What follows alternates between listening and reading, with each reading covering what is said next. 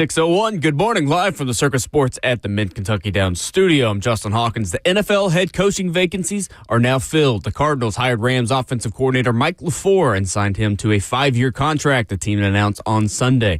And for the final opening, the Raiders, they're zeroing in on and expected to hire Seahawks offensive coordinator Clint Kubak as their next head coach. But Clint Kubak had a second interview with the team on Saturday, but he cannot be hired until after the Super Bowl this Sunday. In college hoops over the weekend, Tennessee gets their third straight win as they take down Auburn in Knoxville Saturday night, 77-69. Freshman forward Nate Ament led the way with 22 points and 8 rebounds. Jalen Carey came off the bench and helped with 13 points and 8 boards. Tennessee's now 5-3 in SEC play and will play Ole Miss tomorrow night in Knoxville. Speaking of Ole Miss, they lost to number 18 Vanderbilt Saturday night in Nashville, 71-68.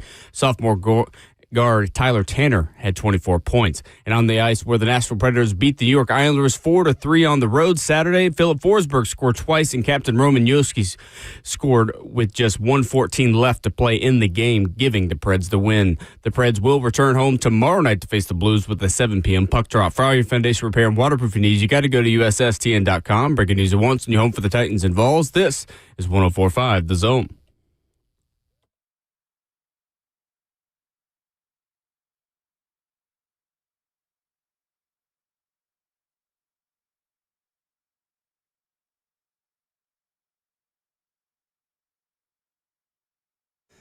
Away we go into your Monday morning, a brand new week starting right here on 104.5 The Zone. Welcome in to Ramon and Will. 615-737-1045 is our number. He is the 11-year NFL veteran, Ramon Foster. Justin Hawkins is at the controls. I'm Will Bowling. Ramon, did you survive the boredom of the first Sunday without NFL football yesterday? I did, man. I watched everything, but I guess the prime time's the worst. No, I did. I watched a good bit of ball yesterday, man. Some basketball, women's basketball. A good bit of everything yesterday was on, and I found out this morning my schedule and understanding of what the NFL does on weekends is completely lost. Really? Yeah. I told you, I said, man, I didn't even see anything from the Pro Bowl game. You said, Ramon, it's actually tomorrow. Yeah, it is Tuesday. What? During Super Bowl week? That's kind of weird to me. See, this game, I've seen others complain about this too, other than, guys making it into the Pro Bowl or whatnot. Besides that, I guess the whole just celebration of it needs to go back to 2009 when it was in Hawaii and guys actually enjoyed being away. I was reading stuff yesterday about how, players would hold court and, Peyton Manning specifically would be, host stuff and just talk to the younger guys and just be there. I remember going over, this was 2010, 2011 era. Gosh, that sounds like a long time ago. 15 years ago. Oh, my teammate Marquise Pouncey made it. He flew everybody out there with him, and I just remember it just being all by itself. Players could just be around each other. You could just, be everywhere. It felt special, and I wasn't even playing in it. It was just cool playing in their stadium and everything else that was over in Hawaii. And now it's just, it feels, respectfully, I'll say this because I think it's a cool thing, but it just feels like a Disneyland trip. It's not really a celebration anymore the way guys describe it. Now, again, everybody enjoyed doing flag football, but, I mean, come on. This is the Pro Bowl we're speaking about here. You might be the only person in America who missed the Pro Bowl yesterday, who wanted it. I did. I wanted it yesterday. Give me some type of football, Will. But I guess not. I know a lot of 7-on-7 is going on in the high school world right now. So we got that if you're involved in it. Well, should NFL players start asking people to prom also? Just start to make the full high school experience again? No, this is not college basketball. Let's have a dance. NFL honors could just be the prom. Everyone can wear corsages. They can be black tie. Nah, I don't see anything wrong with this. We let college basketball come back to college and do those types of things. We don't do this on the football side of things, Will. Absolutely not, man. How was your weekend? Ice gone everywhere as far as on your building? Yeah, for the most part. I mean, again, boring without football to watch yesterday. Golf was back, so I guess that was good. But, yeah, it just there's a gaping hole in my life, in my schedule, and in my heart that I couldn't really fill over the weekend. The Waste Management's this weekend. Yes, it is. Farmers Insurance was this past weekend in Torrey Pines. Hold up. So Justin Rose with a big win. we got all the big companies now. Farmers Insurance, too. Yeah. It's a big one. That one's been in I think intact for a long time. I didn't know that. Yeah, I was hearing about the waste management driving in this morning. I was like, oh, have they got it under control yet? What are the parameters? And that's the beauty of it. They have not gotten it under control. No, quickly. In the same way we don't get the transfer portal and college athletics under control. We just go with it. Yes. Same difference. That's a great way to describe it. Because I think a lot of people look at it and it's like, what the heck are they doing? And you do the exact same thing with the transfer portal. Yep. That makes sense to me. I say I want to see that one, but I don't know if I want to see. Yes. In person, you'd love it. Yeah. You'd absolutely love it. I think I want to see that one as well, man. Just because, like, when you see people that break traditional rules and just the I guess how it unveils itself and what you think it should be, like, no, waste management breaks all the rules. Beer, noise, chaos. It's great. Clothes. I want to see somebody wear some jeans out there. You can wear jeans to a golf tournament. Can you? Yeah, it just probably isn't really ever ideal because it's so hot outside, typically, if you're playing golf. Arizona's nice this time of year, though. Yeah. Decent. That's what I'm saying. That's why you wear khaki shorts like everybody else. Okay. All right. I have to check that out. 615-737-1045. Justin, what you got? Good morning. I just want to see the 16th hole. That's if I was to go to that tournament. What's special about that one? Oh, that's they call it the Coliseum, I believe. Stadium hole. The stadium hole. Yeah, so you're surrounded. Everybody yells at you. If you get a hole in one, they'll throw beer at you. They throw food at you. It's fantastic. They'll throw it at you. Well, if it hits you, up in the air. It's up in the air. You're gonna buy everyone a beer if you make a hole in one. Do you? Well, I guess that's just a rule in general. You have to buy all the media a beer. If you make a hole in one. This is new to me. Real question is, can somebody just like dart a golf ball into the crowd just because they're raucous as well too, and just get two shots? It'd be no. I love that. 2 shots in a To hole. answer your question, no. One for the crowd. The 2 shots, yes. The mulligan, no. No. Taylor Zarzer will be here at 8:20 this morning. Maybe he can answer your elementary golf questions. These are the things I need to ask him. Absolutely. That's absolutely right. Coaching carousel in the NFL has wrapped up. I don't know. I guess the Vikings GM got fired over the weekend and was being blamed for taking paternity leave. So you never really know. But Mike LaFleur, Ramon, will be the new head coach of the Arizona Cardinals. Cardinals met with Seahawks OC Clint Kubak on Saturday night, but he is expected to become the Raiders head coach after the Super Bowl, according to Adam Schefter. So that wraps up the cycle, and you're going to start hearing adjectives on Clint Kubak like you hear when Woj used to break who NBA teams were drafting before they would draft them. Zeroing in on, has closed in on, has narrowed their search, whatever, all the semantics that we do just to appease agents in professional sports. What did you think about Mike LaFleur being hired as the next head coach of the Arizona Cardinals? Good hire? Solid hire. Get somebody that's new and fresh and maybe can relate to I was about to call him Kyler Murray. Is he still there next year? How much money is on his cap? That's a question you got to ask. Yeah, he's still there. They got to give him an opportunity to see if he can fix what that is in Arizona. I think you're already getting a West Coast guy that understands that team, played against it, all the parameters of his job and understanding what he's getting himself into. It's just that Arizona's in a position to me where I feel like they're operating a lot like Cleveland. How do you figure out, what your coaching methods are if you don't get the time or the opportunity or the back end of the draft picks? Like, they've had issues there for a very long time. You mentioned Kyler Murray. Kyler, I don't want to call him a problem in what's going on, but a lot of these coaches, a lot of these coaches are getting fired or getting questioned because of his inability, to commit to the calls.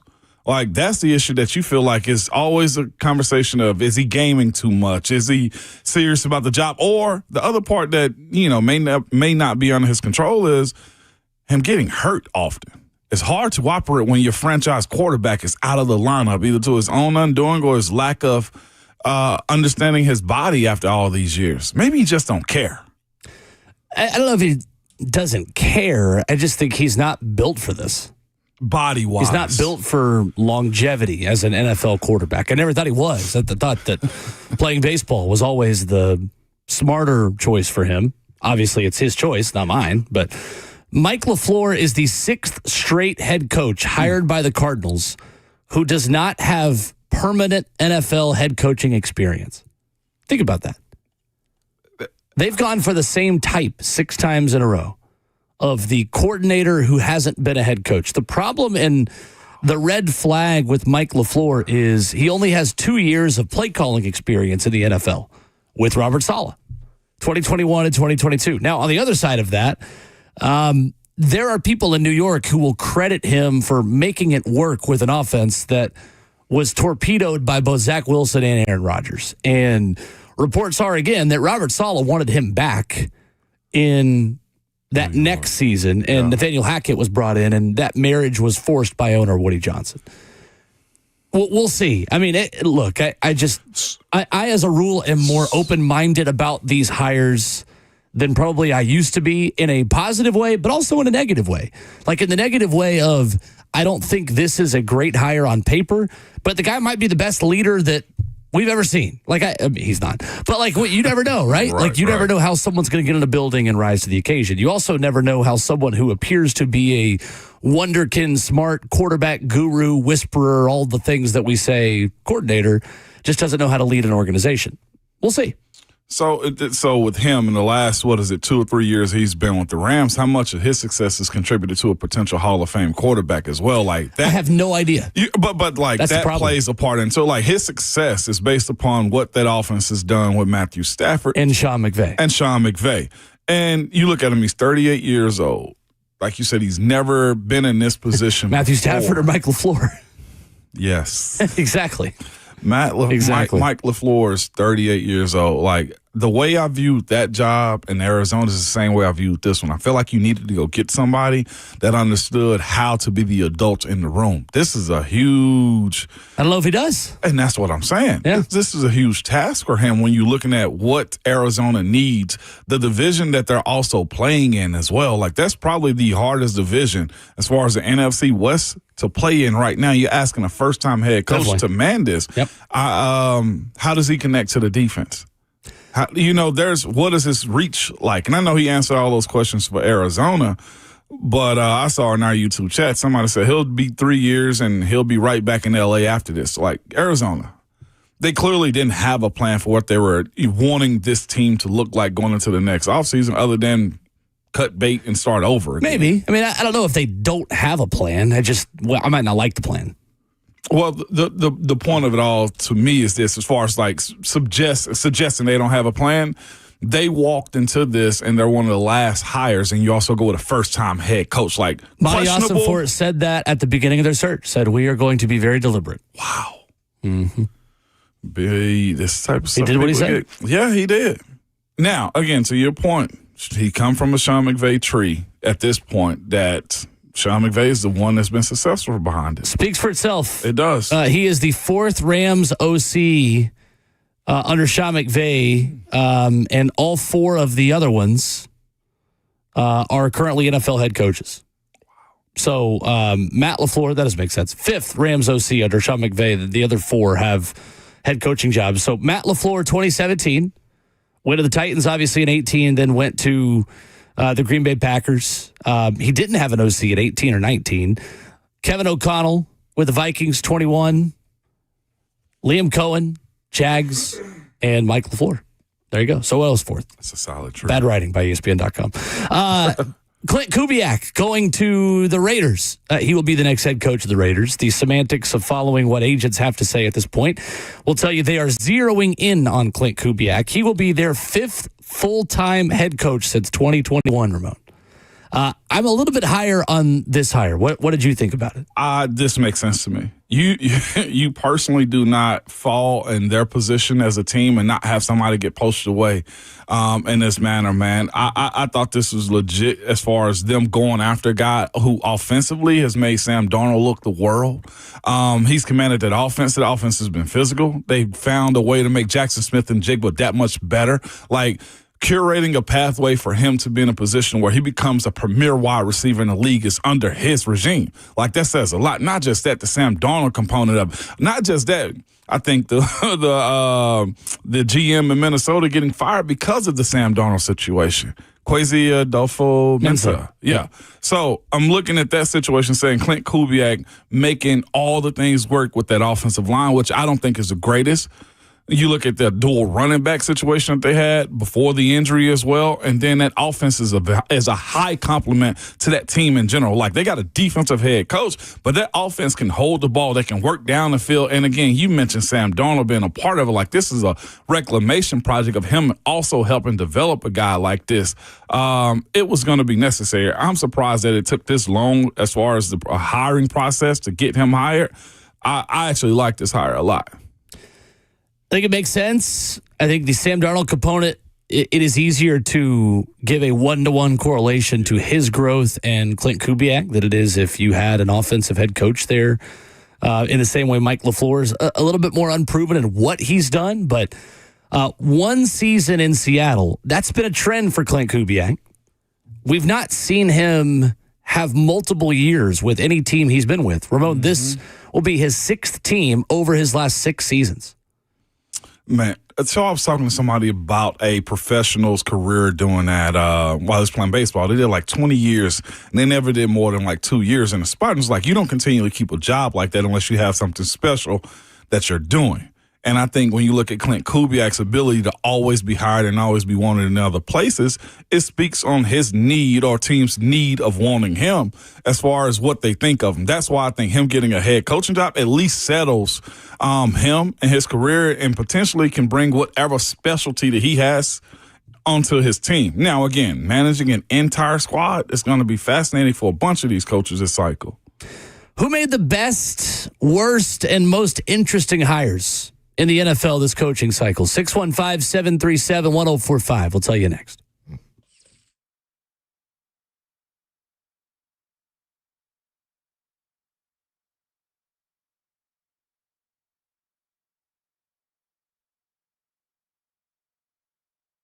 Hey, what's going on? It is Will Bowling. You know that I have got a guilty pleasure snack that I love. No matter what's on the TV, no matter what I'm getting around to watch, I've always got the Daisy French onion dip. Yes, it is great tasting. It is delicious. You put it right next to that Daisy Ranch dip. You get anything to dip it with, and you are going to be well fed. If you're going to be snacky, watching football this upcoming weekend, make sure you're doing it with Daisy French onion dip. Made with ingredients you can find in your own kitchen. No preservatives, no artificial ingredients. I love it with chips, wings, and veggies, so make sure you try some Daisy French onion dip and Daisy Ranch dip at a grocery store near you.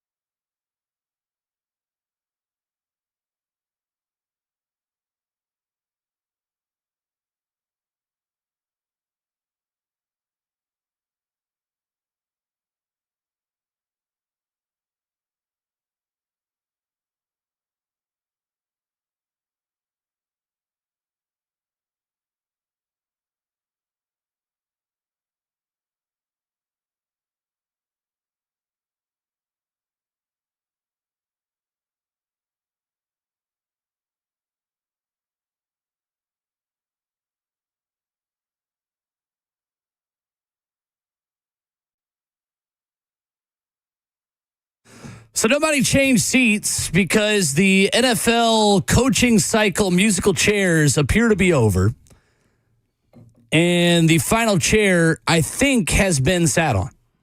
It's Ramona Will, 104.5 The Zone. Ramona, one of the more interesting NFL coaching cycles has wrapped up over the weekend, and 10 teams have new head coaches, including this one.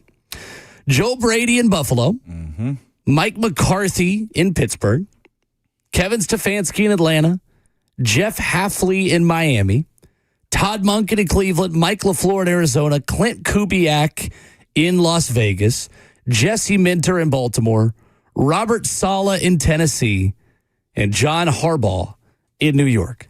Which team made the best hire this offseason? All right. I thought about this one. And the thing is this, what did each team need? What did the optics look like? What were, and in my opinion, I guess what came most important is structure. And I felt like this cycle right here, the best hire, to be quite honest with you, I think is Robert Saleh. Really? To the Titans. I do. And I didn't want to pick that one because I'm like, well, we're close to it. But when you look at the optics of it, when you look at the way he's putting the staff together, especially with Dable being here, especially with Bones Fossil being a part of it, just those three in general, you got 3 head coaches retained in one cycle. I looked at the Harbaugh situation, it's just like, that's a lot that you got to deal with. Yeah, you got a young, vibrant, quarterback with talented wide receiver, but what is his staff going to look like this time around, too? He's a special teams guy that's got to go into one of the biggest markets in one of the most storied divisions and somewhat make this work for him. There's a lot of pressure, I feel like, in that one as opposed to the other jobs that were in this coaching cycle. I look at Robert Saleh and saying, again, the same way I viewed the Arizona one. There needed to be an adult in the room. It was this one.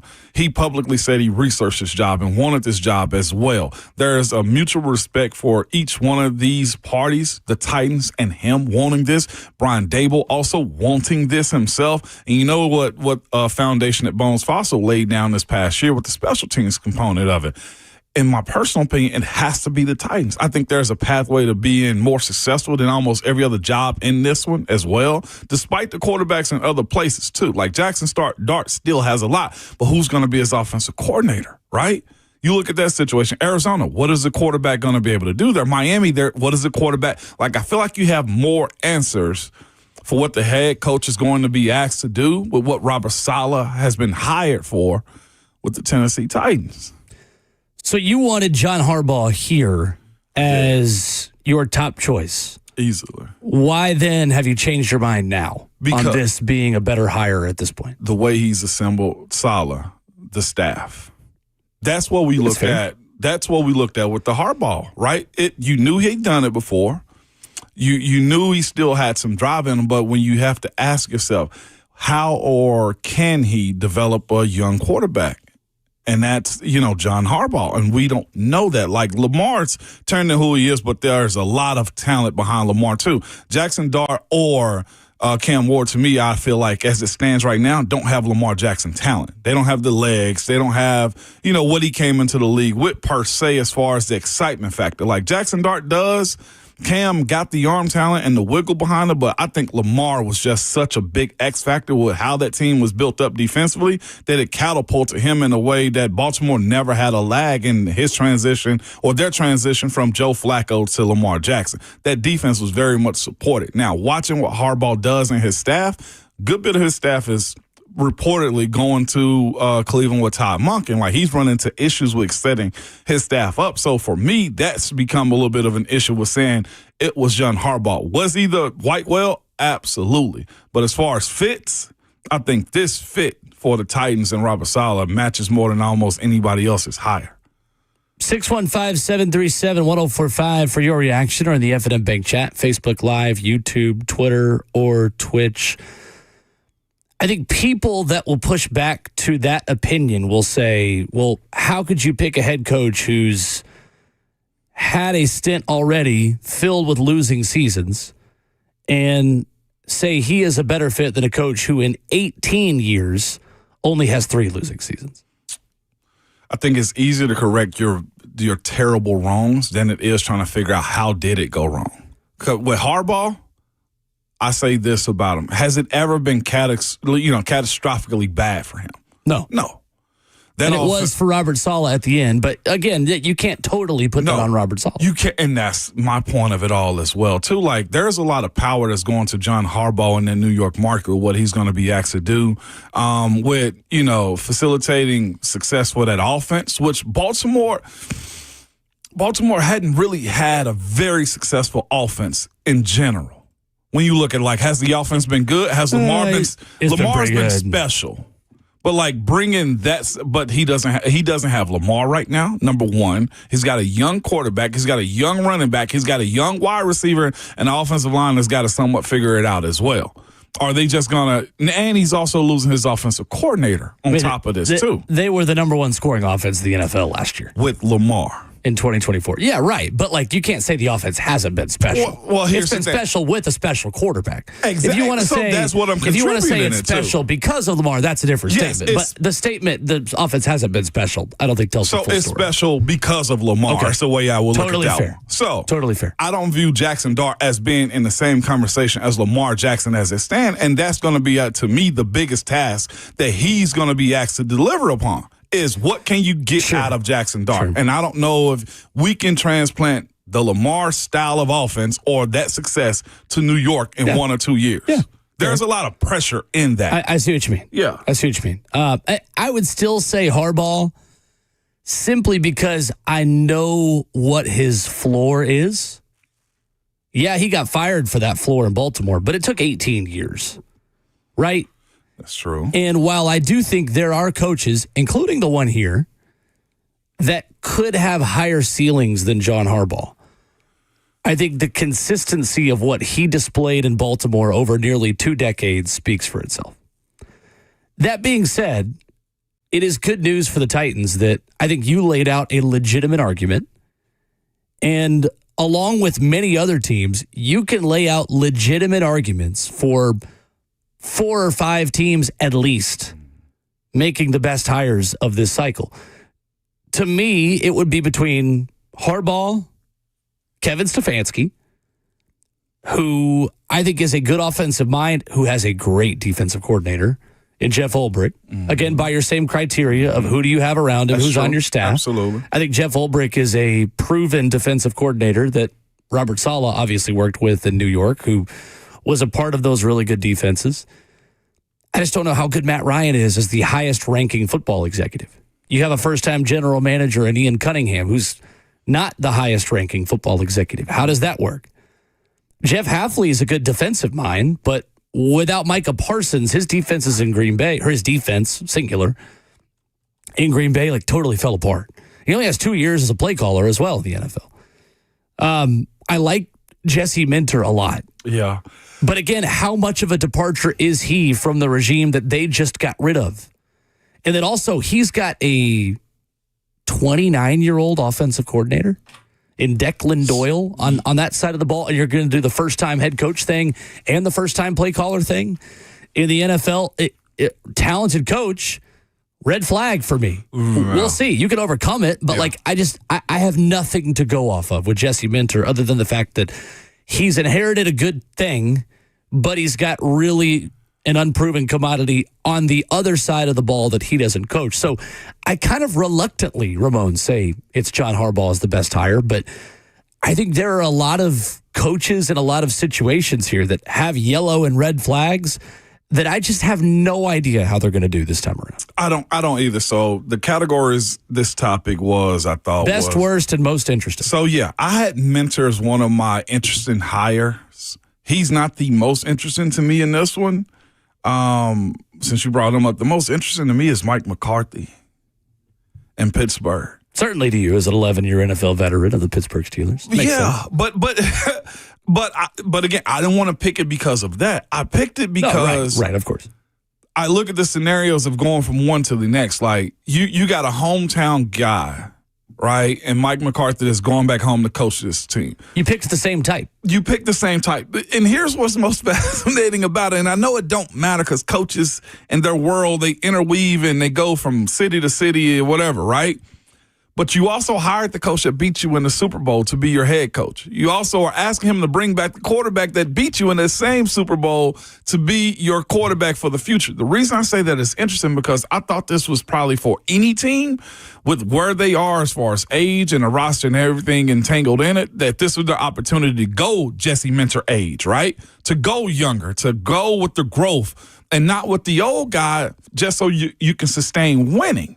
Like, what is that winning? Everybody makes the joke is you just got, the lighter Mike Tomlin's the way you're looking at him. Like, what is that, 9, 10 wins a year, never really getting to the top of the draft, never really bad, but never really good. Like, what inspires you to be in a position to where hiring him, you think, makes it championship football with the expectation I know that franchise have? It's a great question. I don't see on paper right now championship football. Now, I've watched social media. I hadn't really commented on it as well because here's what happens. Everybody's in an uproar. Then it settles down. Then you start to say, okay, I kind of like this. And he kind of won people over with his Yenzerisms, like his West Pennsylvania just culture. And I'll just say to myself, like, that's a weird fit for a team that's pretty much won't use the R word. They won't use reset. They won't use rebuild. And they're closer to that, but instead they decide to put a Band-Aid on it. When I know this, it's either Super Bowl or bust, and I don't get Super Bowl coaching out of Mike McCarthy as it stands right now. Now, they went out and hired this past weekend Patrick Graham as a defensive coordinator. A lot of people speak highly of him as well, but you got a very aging defense. Now, there's some young talent that's a part of it as well, but I view this one as the most interesting one. Yeah, it feels like a very natural time for a rebuild, and you hired the kind of coach that suggests you're going to run it back. To me, I think it's Jesse Minter is the most interesting hire because you are doubling down on the Harbaugh era, but doing so in a different way with a new face and leader. Mm-hmm. And again, he hired a 29-year-old offensive coordinator in Declan Doyle, coming over from the Chicago Bears, who was Ben Johnson's OC. He has 1 year of offensive coordinator experience, though it was in a non-play calling capacity. If he hits and he's the next Ben Johnson or the next Matt LaFleur or the next, dare I say, Sean McVay, A, he'll be a head coach in 2 years, but B, this may really work, and they may be able to immediately be a Super Bowl contender again in 2026. They have the roster to if it can just stay healthy. No doubt. But with him as the head coach of the offense and Jesse Minter as the defensive guru, I'm just really interested to see if he can meet the moment on a team that is essentially a moving treadmill you are jumping onto that's at a full sprint. You don't have time to gradually get up to speed. It is like you are standing on the side of the treadmill that's already at 9 miles per hour, and all of a sudden you've got to jump onto it and start running. Yeah. Interested to see how that goes. What's fascinating to me about the Baltimore job, if Lamar, who's one of the best quarterbacks in our era right now, doesn't get a Super Bowl, who does the blame go to? Does it go to John Harbaugh for not cashing in when he had him at his hottest? It goes to a lot of people, but first I think it goes to Lamar. I mean, well, yeah, he definitely playing a part in it as well. But you look at the coaches that have had him in those MVP seasons. You know what I'm saying? Like, right. Or what does Jesse Minter do moving forward with him as well? And, of course, the drafting of receivers and weapons and everything else that goes into this conversation with him. But, yes, Will, he could be the coach that takes him to the next level. He could be the Golden State Warriors Steve Kerr is what they're hoping for. Yeah, that would mean John Harbaugh's Mark Jackson, which there's some similarities there. Yeah, there is. Has a ring, but recently it's looked a little bit more like Mark Jackson. No doubt. Who made the worst hire of the coaching cycle, and why is it the Cleveland Browns? I mean, that's what it is for me, just because reports say that Jimmy Haslam ignored the advice of his counsel again. Why? Yes, we're in and made an executive decision. I have nothing against Todd Monken. I actually like a lot of the resume that Todd Monken has and think that he may be a decent head coach. I just don't trust Jimmy Haslam's judgment. In 2016, Jason Lloyd wrote about this over the weekend in The Athletic. In 2016, he ignored the data in their coaching search that led them to Sean McDermott, and he hired Hugh Jackson. Reports say he sided with GM John Dorsey in 2019 and went against the advice again of the committee and their process and hired Freddie Kitchens over Kevin Stefanski. Then, now we have the rumors that Andrew Berry wanted Nate Schillhouse, and he picked Todd Monken. Mm-hmm. I don't know, man. Like, Todd Monken could be fine, but if it's Jimmy Haslam's pick, then I'm a little skeptical. That's kind of the way I'm looking at it, too. That's the worst hire to me. It's already chaos in how they're setting us up. This, to me, is their draft from this past season. Oh, you will get Dylan Gabriel. Oh, then we'll also draft Shador. And while also having, like, they got a lot of issues that continue from coach to coach, from GM to GM. And I'm not sure if it is all Haslam, but it's pointing in that direction. Like, why do you hire and waste money on a search committee and you don't take their advice? Like, I thought Shieldhouse was a shoo-in for this job. Just on top of this, too, Will, just the reports of how Jim Schwartz left the building. Jim Schwartz apparently went into his office, packed his box up, and cussed out everybody in there because of I guess, their inconsistencies in how they went about this hiring process. That, to me, is why it's the worst. He's already walking in. Todd Monken, like you said, not a bad person, good play caller, but they've already, like, put him behind an 8 ball. Yeah, they have. They definitely have. That is the worst reported hire. That's dumb. 615-737-1045. How you jump in? Streaming the show live on 1045 The Zone TV. Live for the 1045 The Zone Circus Sports Studio. Kentucky's largest sports book can now be found at Circus Sports at Kentucky Downs. We've got an update in Joey Aguilar's case for more eligibility at Tennessee that we'll tell you next.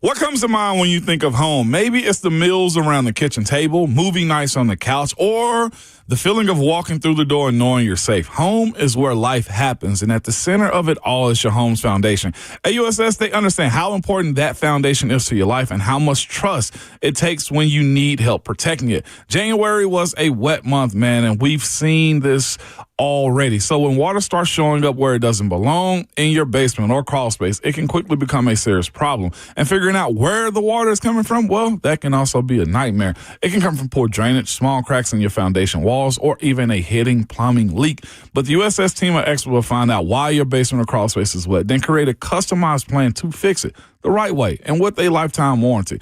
At United Structural Systems, they're more than a team of problem solvers. They are your neighbors, and they care about their customers. You can go ahead and visit USSTN.com to learn more. That's USSTN.com, or call them 615-488-7855.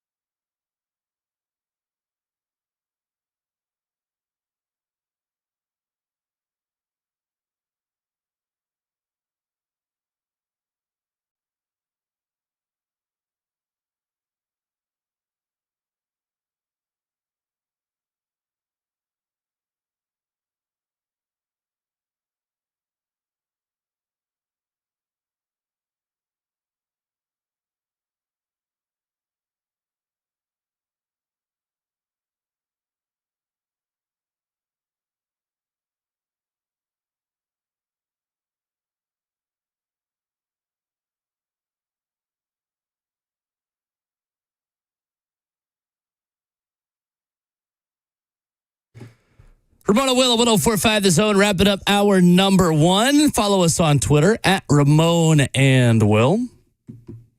Open for your phone calls at 615-737-1045. So Tennessee's quarterback situation remains open, Ramon, and there is still a chance, albeit I would say an outside chance, that it could still be Joey Aguilar in 2026. An update on that over the weekend. Joey Aguilar has been granted a voluntary dismissal as a plaintiff in the Diego Pavia eligibility lawsuit, according to court documents. He joined the suit as a plaintiff in November. According to a court filing obtained by the Knoxville News-Sentinel, Joey Aguilar authorized Cam Norris to appear as his counsel in the eligibility case against the NCAA, with a hearing set for February 10th here in Nashville. So that is next Tuesday. Norris has represented President Donald Trump. He has represented the University of Tennessee on behalf of the Tennessee Attorney General's office in the school's case against the NCAA's NIL rules. The suit argued the guidelines violated antitrust law. Norris is a part of UT's defense, all these things. Essentially, he is trying to present his own case, the way I understand it, versus being in the class action lawsuit with Diego Pavia and a number of other athletes for additional eligibility. Do you have any hope, Ramon, that Joey Aguilar could still be Tennessee's quarterback in 2026?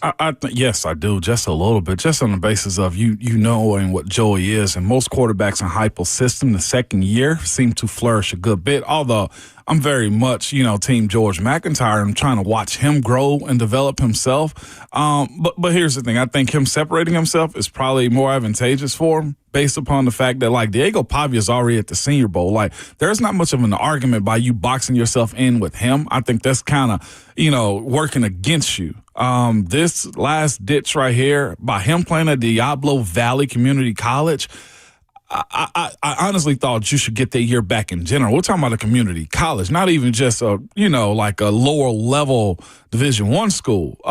This to me, again, other than age, and you want to see George McIntyre get into the driver's seat, of course, bring him back. That's the way I view it. So here's my question on Joey, and Adam Sparks has written this in the Knoxville News-Sentinel. Could he follow the Charles Bediako route? And if he loses this case, come back with Norris as his attorney, right? Do you file a temporary restraining order in Knox County Court in search for more eligibility? How much does he want to play? Do you want to? Because Joey? That was a question. Yeah. As a part of this whole process of Joey kind of telling people, I'm kind of getting old for this. I think the better move for college sports is for Joey Aguilar to go ahead and move forward and not in college football. I think the better thing for college athletics and being consistent the way we criticize Charles Bediako, again, not the same case because he left and then came back, but I think we got to be consistent on this. And I think the best thing for Tennessee football might be learning what you have in George McIntyre. I'm Team George all the way. Although I do know what it takes to win in this level, somebody with experience, and most second-year quarterbacks do well under Heupel. With that being said, I have to ask, it has to be a part of this conversation, how bad does he want to come back, Joey Aguilar? I don't think he makes this move if he doesn't really want to come back. That's fascinating. Yeah. Now, does this mean back to University of Tennessee or just being eligible to go anywhere else? Closed? It is closed for a guy like him. I'm Team George on this one, but I like the idea of having a veteran presence around. Now, again, George has been working. Everything points to it being George McIntyre's ability to go win this job and be the starter going into the fall. I have been a huge advocate of letting your guys play, but here's the other thing, though, that we know. The SEC is going to be very treacherous, and that doggone schedule that we have this year is not going to be nice. Now, the Bediako conversation behind it, yes. On that, going pro and coming back, not a fan of. By the way, those Florida fans were brutal this weekend to him. Yeah, they were. Ooh, they were brutal. Yeah, they were. It's a catch-22 for me on this one. I'm Team George, and I think I'd much rather go that route. I'd be happy for Joey if he gets that opportunity, but being 22, 23 years old, when it was my time to be done, I was done. This is just way too much for the NCAA to just allow. And again, we're in a crash and burn phase for college football right now. I mean, the NCAA is not really allowing it, though. That's what I'm saying. Local courts are allowing it. But here's the thing: the NCAA has no power. Yeah. Is that their fault? Yeah. I think it's partly their fault, but I think it's the fault of a lot of folks who have taken advantage of them at the same time. I think the best thing for Tennessee at this point is to move forward. And I don't know if Josh Heupel would have added Ryan Staub, the transfer from Colorado, if he felt like Joey was confidently coming back. So maybe I'm reading too much into it. That's why I'm asking the question, what does Joey actually want? Because moves have already been made. Now, they have to do that for security purposes anyway. I mean, I'm not sure Ryan Staub prevents anything from happening if Joey wants it to happen, or Tennessee does, obviously. But, yeah, they went and got their third scholarship quarterback. Here's the other thing, though, too. If Joey Aguilar does get granted this year, that's a black eye that you're putting on George McIntyre to me. Because that's the part that ruins this process and even having this be dragged out for this long. But if you're Josh Heupel, do you take the risk of putting a black eye on a guy who's really unproven at the risk of maybe putting yourself on the hot seat if you roll with inexperience a quarterback and you go 6-6 or you go 7-5? Because again, that's the boat these coaches are in right now, and how quickly you can get let go and how quickly James Franklin went from being in a semifinal of the college football playoff to now being the head coach at Virginia Tech. That's very true. I know it's not the exact same situation, and I'm comparing a little bit of apples to oranges, but I do think the fear is valid that in today's day and age, as quickly as you can get the right coach in there and give that guy a war chest, coaches are looking over their shoulders as much as they ever have. I wouldn't even be able to go talk to George McIntyre if you put him in that situation as Heupel. How do you even have a reasonable conversation with him? Well, there's no competition. I mean, you tell him exactly the truth of what we just said. I know. This is a really tough schedule. You're still unproven. Keep working. Keep putting on weight. And we're going to roll with the guy that we didn't expect to have. I don't know if you do, Ramon. I really don't. Me personally, looking at that situation, everything looks like it's going to be George's team, and then you move on to Faison on this one too. I understand this is your job. I know this is your job at stake here with wins and losses, depending upon a young freshman, a redshirt sophomore. But goodness gracious, Will, I just don't think you can make any guarantees either way. It's a catch-22 in either, the way you look at this. I think the best case scenario is George McIntyre wins the job and you move forward with him as QB1 in 2026 and he meets the moment. And I think he is more than capable of doing that. More than capable. At some point, you got to just throw him out there and say, we recruited you for a reason. Mm-hmm. 615-737-1045 SEC hoops over the weekend. Tennessee takes down Auburn. Florida punks Alabama. Vandy survives against Ole Miss. We got reaction for you next.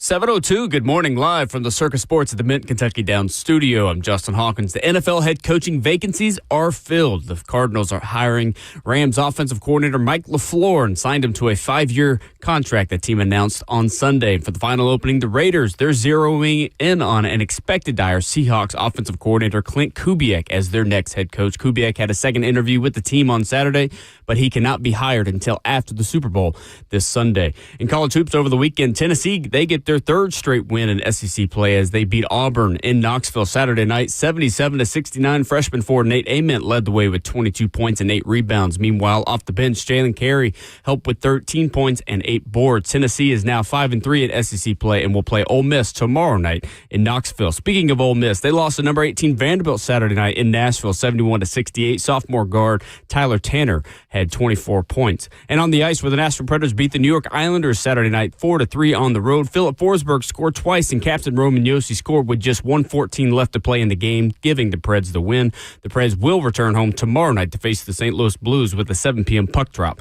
For all your foundation repair and waterproofing needs, you got to go to USSTN.com. Breaking news at once on your home for the Titans and Vols. This is 104.5 The Zone.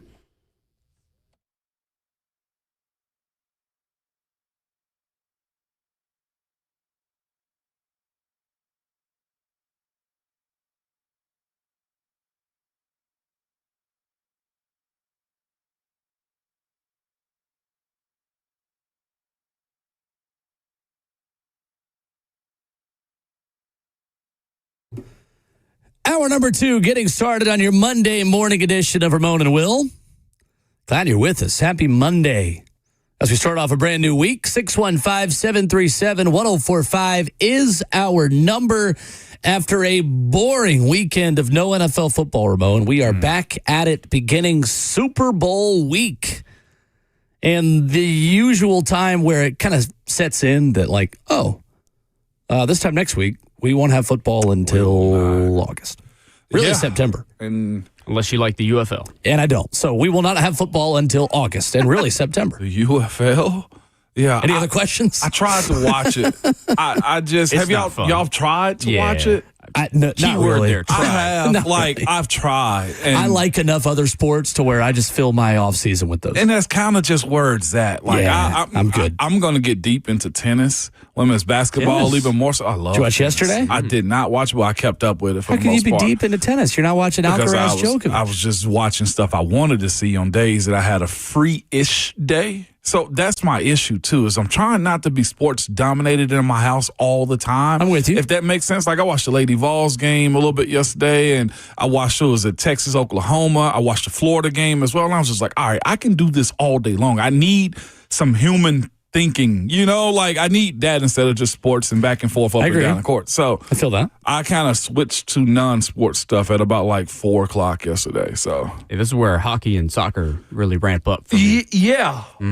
And I'm Will's been educating me big Nashville time. C starts up later this month. Yeah, I saw your brother up at the arena, if I'm not mistaken, too. Well, Geodis, I thought. Because they were offering free food and a place with heat for anyone who doesn't have power. You went to check it Shout out out. to Wes. And it's a great spot up there. Yeah, it is a great spot up there, too. But yeah, this is my secondary sports season.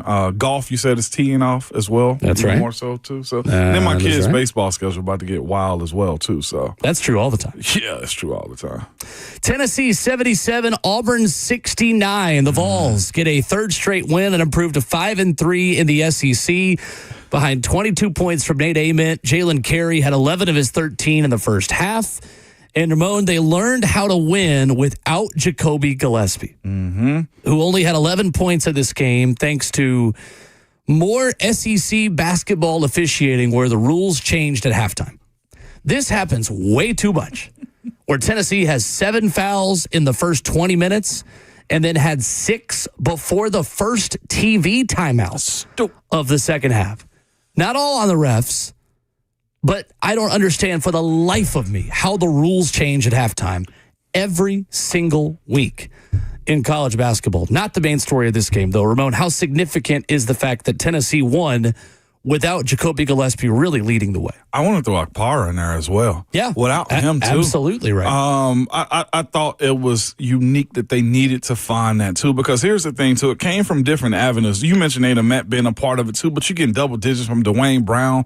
Like, guys had to step up defensively and around the bucket as well, too. The one thing that was keeping them in, Will, was what Gillespie couldn't provide to them. That was second chance opportunities as far as rebounds offensively. I thought that's what kept them in the game more than anything this past weekend, was their ability to rebound offensively, and they needed that from guys like Dwayne Brown, J.P. Estrella doing what he's doing. He got more offensive this time through.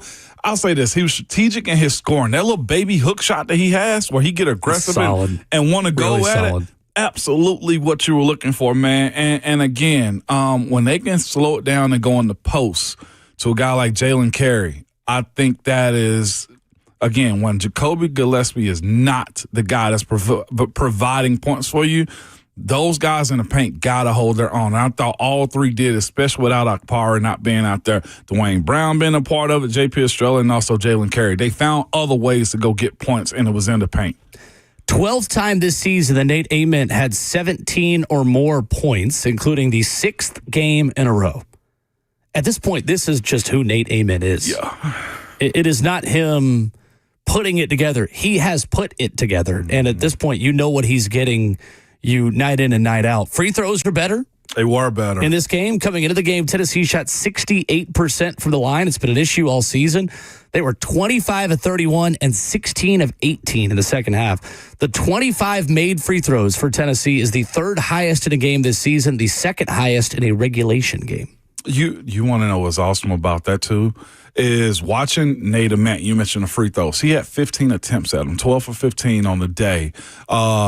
And that's where his value, to me, I think is being undervalued. It's very Dalton Connect of him. He's putting people in foul trouble. He's getting to the stripe and when the jump shot isn't going down. Absolutely, man. And I love that for him. And it's also just a huge mismatch for teams on the other side, too, because, again, he can body them and go up, and they got to foul him at that point. It's fun watching him do that when a lot of other, like AJ DeBansa is a scoring monster, right? You look at the at the Twins at Duke, when you talk about them, like, they can just go get it. And he's doing his in a different way because he's been aggressive. And Rick Barnes, I'm glad, got that out of him. He looks totally different. Nate Ament does right now.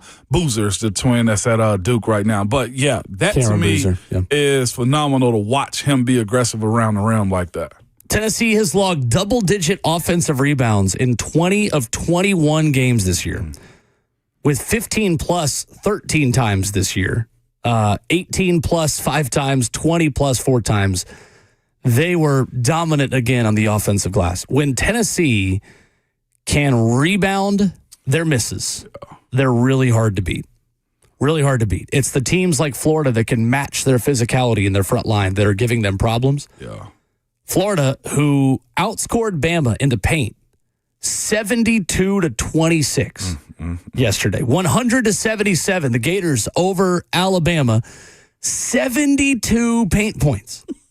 72. And it looked like it. There are plenty of games we've watched where the team outside the paint, outside the arc, all the points put together don't get to 72. Most paint points by an SEC team in a conference game over the last 20 seasons.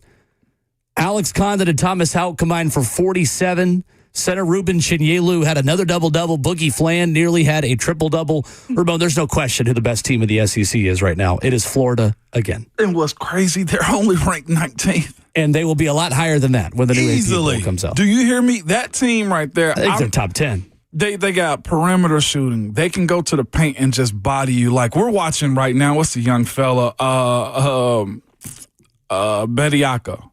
Watching him. He's not the young fella. He's the 23-year-old fella. I know. They're treating him like it, though. The way Chinyelu went at him this past weekend, he and Condon blocking his shot, being able to score at will. I don't know if there's a more physical presence with his size than Chinyelu at Florida right now, man. His shoulders and his ability to go up and protect the rim, number one, but also score at will when I didn't think anybody thought he had this type of offense in him in general. And then, of course, you mentioned Alex Condon. The way he can hold the ball and the way he can score and attack, we're talking about almost a defensive player of the year candidate in Chinyelu. And watching Alex Condon just score at will because his size and how he plays above the rim is super unique to me. Florida being 19th right now is flagrant. Yeah, the way that team looks. And their pace up and down the court, they can get the rebound offensively and they can also score outside in those transitions. They had transition threes yesterday. They made Bama look like they were unranked the way they played them yesterday. And not just that, the trash talking that both coaches did leading up to the game as well. I mean, it was a masterclass. It was. And Bama will be unranked now. So. Nate Oates, of course, was just, the way he answered the question about them not being afraid to score. He was just like, well, they're the defending national champions. They should, be this confident. And just watching the conversation and the dialogue and knowing that he was about to get on was beautiful to me. Yeah, Nate Oates' ability to make Todd Golden likable. I like Todd Golden. Is incredible. Yeah, absolutely. That was a matchup, though, that needed to be a Sunday game. It was good. It was exciting. And then they were also chanting at Bediako. G League dropout. That's what they were chanting at him the whole game. And then he fouled out. And Ruben Chinyelu was pumping up the crowd as he went out. Of course he did. Florida finished this game with 2 turnovers and a 25-0 edge in points off turnovers. Forced 18 giveaways from Alabama, converted them into 25 points. They had a 26-3 edge in transition, holding an Alabama team to 3 points in transition. Very impressive.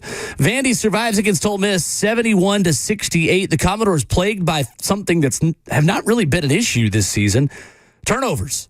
Vandy second in the SEC in turnover margin this year. They've only averaged 9.7 turnovers per game, which is second best in the league. And the Rebels turned it over 17 times to Vandy's 16 in this game, shooting 42.3%. Vandy just 44%, just couldn't get some shots to go down to really put this away in the second half. But Tyler Tanner continues his quest for first-team All-SEC honors, 24 points, his 8th 20-plus performance of the season. Vandy is 6-3 and right there in the running halfway through SEC play to be a top 4 seed with the double bye in the SEC tournament. I got to give it to Vandy. They got 2 guards on the men's, one on the men's side and one on the women's side that are just not afraid to drive and go score. Michaela Blakes, and also when you look at Tyler Tanner, like both of those 2 on campus right now have to be just billboards for them for what it means to be a Commodore, man. Because again, the way Tyler Tanner plays the game, how he's up and down the court and can drive and just score with the best of them is a super unique position to be in. Now, again, they run into a size component, different conversation to the rim protectors, like a Florida team that they had to face, right? But when you mention an equal matchup, it's not many teams that they're going to lose to in these weekend games like this that you just say they own Vandy. Like, it got tight there. I think Ole Miss outscored them in the second half, but it's just not enough when you view how that Vanderbilt team plays. And how aggressive they can be, too, Will. Shout out, by the way, to Belmont, who is starting to enter the conversation for an at-large bid in the NCAA tournament. Joe Lenardi had them as a 12 seed last week before they played Murray State, and Belmont beat Murray State 103-86 Saturday night in the Curb Event Center. They had a 20-0 run in the first 8 minutes of this game, Ramon. It was 22-4 with 12:26 to go in the first half. Then it was 37-13 with 8:41 to go in the first half. Yeah. Then with 3 minutes left of the first half, it was 49-25. Belmont shot 58% for the field the first 20 minutes, 7 of 13 from 3, 16 assists on 21 made field goals in the first 20 minutes of this game. Murray State is one of the best scoring teams of the country. They shot 41% in that first half. Goodness. And then Belmont had another 14-0 run in the second half. That team is legit.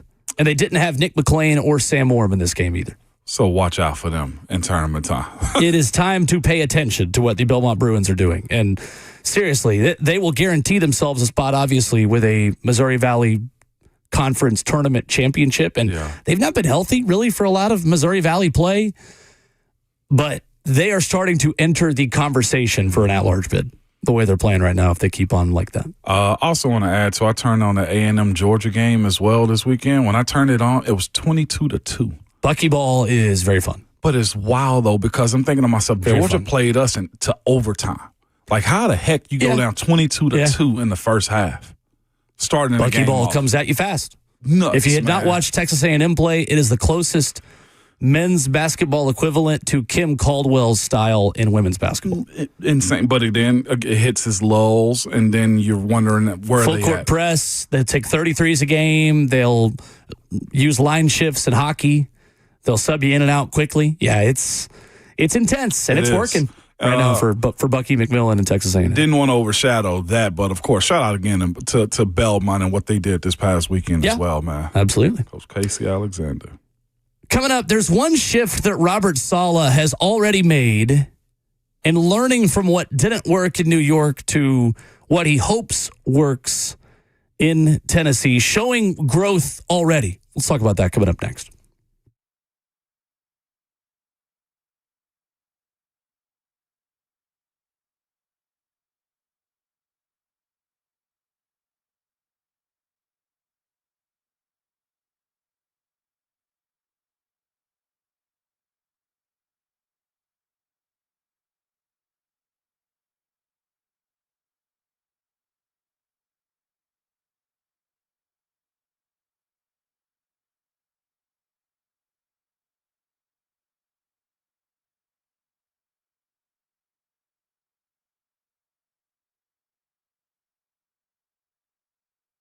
What's up? It's Will Bowling. How is your home's heating performing? Hey, maybe this is a little bit of a sensitive topic, right? Over the last week when so many of us are without power. Well, with the power cut back on, did you feel like you were able to quickly get heat back? Maybe your heating system is struggling to keep up with the frigid temperatures outside. Lead Company has your back. Available 24/7, Lead Company's award-winning HVAC team will get the job done right. From repairs and tune-ups. Maybe you feel like you need that full system evaluation, or maybe you feel like, look, our heating system was so bad during the crazy week last week. Let's just go ahead and replace it. Lead Company can do it all. Lead Company is here to keep you cozy and comfortable against winter's chill. You got to get them out there to check out how your heating system is performing. You can contact Lead Company online at leadcompany.com. That's leadcompany.com, from professional heating service for the folks with over 80 years of experience serving Middle Tennessee. Online at leadcompany.com. That's Lead Company, all you need.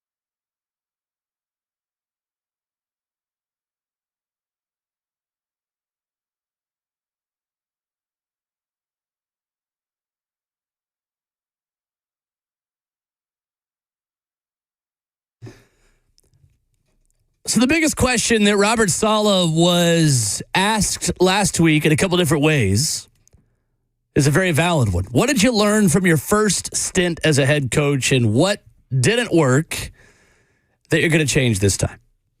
Ramona Will at 104.5 The Zone, open for your phone calls on Robert Saleh. What you think about the hire? 615-737-1045. Ramon, Zach Rosenblatt of The Athletic, I thought, had a great piece about Robert Saleh. Some of the things that are quoted here were said in his press conference, and some of them were off to the side afterwards. And Zach, being a New York reporter with more of a Jets-focused angle, talking more about how Robert Saleh moves on from the New York fiasco to being the head coach of the Tennessee Titans, writing, he still has the same passion, the same fire burning inside of him that he had when the Jets hired him 5 years ago, but it sounds a little bit different now. At his Jets introduction, he talked about winning multiple Super Bowls as their head coach. He toned down the hyperbole in Tennessee. Here's what he said when he was the head coach of the Jets. He said, "It will take time, but everything we do is designed to win championships in the future. We are very confident that's going to lead to championships. We're going to win championships here," he said at another moment in that press conference. Last week with the Titans, he said, "Every team wants to win a Super Bowl, but the realistic expectation is that this team understands what proper process looks like. Attacking every moment, attacking every day, finding ways to get better every day. What being successful looks like, I'll leave that up to you guys. But in this building, it's going to be about how we attack those moments." So, Ramon, since he's leaving it up to us, I'll ask you. Yeah. What does being successful look like? What is proper process like for Robert Saleh and the Tennessee Titans? Before I give that answer, Robert Saleh this time around sounds like a man that was scorned, like a coach that was embarrassed, like a coach the first time around with his Jets presser, his introduction, of being too ambitious in how he tried to win over the media. That right there is scary. That's like LeBron James saying, not one, not two, not three, not four. Like, it's that. I think it's fascinating. He said, "I'll leave it up to you guys. But in this business or in this building, we're going to be about how we attack those moments." The process, you asked me, well, what does that look like? It's exactly what he's foreshadowing in his conversation to the press. I got my first take on this one, that it could. I say it could take time because we're looking at two scenarios this year. And Coach Mike McDonald, who's 2 years in and playing in the Super Bowl, and Mike Vrabel, that's 1 year and playing in the Super Bowl too. Just looking at their situations is super unique, though. And I don't think that should be the expectation for Robert Saleh. I don't think that should be the conversation that should be at the forefront of how we judge him. But it's this to me. It can take time. It could be a buildup of roster. It could be a buildup, well, if we can be quite honest with you, front office understanding. I think it starts there first. Are you going to give me time to really change this around, knowing that I failed in a major, major way in a big-time market? It starts there, Will, giving it time, because I don't think you can expect him in this position to be judged off of if he goes to a Super Bowl or not in his first year. So, oh, no. I mean, that's not a realistic expectation. From that is resetting the expectations of what it means to play, let's just go down the line, quarterback for a franchise. Cam, what does that look like? You got a coach now and Brian Daboll that knows how to train you up. Will you look like that on the football field? Like, that to me is where I don't know if we saw the complete side of what Coach Brian Callahan was wanting this team to look like, because nobody understood what his, I guess, expectations were. Well, his teams didn't have a set identity. So that part. They didn't have a consistent pathway to winning. And even so now we're asking those same questions about JC. We're asking the same questions about Tavondre. Will you also get in this defense a different version under Robert Saleh with Cedric Gray? Like, just naming guys that you know you need to step up and what pros look like. Will you get a Fred Warner type here? Because we've seen Robert Saleh create those type of guys to help foster those careers. So getting to resetting the expectations part, to me, it is, how do you compete week in and week out? Do you look like a Robert Saleh team? Exactly. Because the teams I feel like we saw this past year was a team that was guessing how to win football games. Didn't know if you were going to run the football, if you wanted Cam to throw the football. Until really December. Until then. Yeah. Like, it's that part to me. So the expectation of the position that you're playing, that's one thing I will say that my old coaches and Coach Tomlin, they set out for us. You knew this going into the league before we transitioned into more passing. We were going to just try to beat you up. We were going to run the football, and we were going to defend the run. Where do you start here, and how long does that process take before you take the next step? Because I do think this team we're talking about expectation, I think it's still in a baby stage. I still think they're in the growth stage, because what success does this team, since Brian Callahan, have to lean on as far as being able to properly say this is how we will win football games? Well, I don't think it has to be in its infancy, though. I think things can grow up pretty quickly. But the expectation of how to do it, there's a lot of guys in that building that don't know how to do it. I don't know who's on the team yet. Based upon the last 53 we just watched this past year. Sure, but I do think you could make the argument that why does this roster have to look like last year's? Okay, so here we're bringing a lot of new players. That's my next point then. All right, so it's fascinating you say that. Knowing when to go get the right players.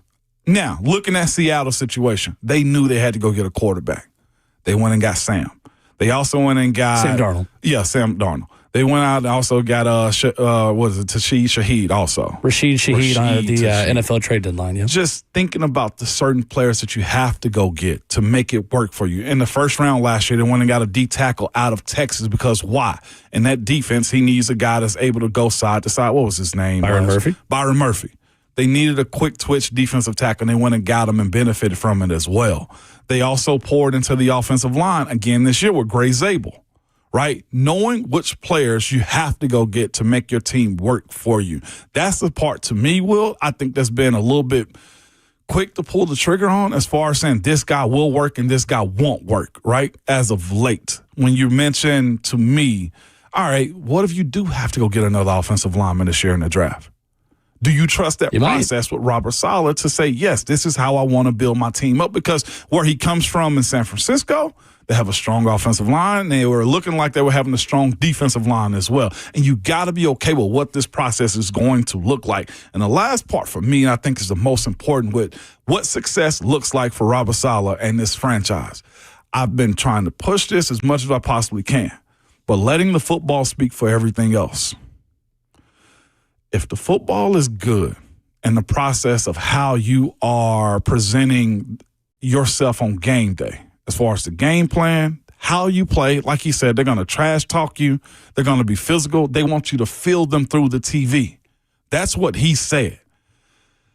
If that comes first, everything else handles itself. I don't want to hear the stadium. I don't want to hear a game day environment. Nothing else matters if the product isn't good. And I feel like that's been the involvement of non-football people at times, I feel like, has taken away from the actual product on the field. No more quick change because you went on a 2-game losing streak.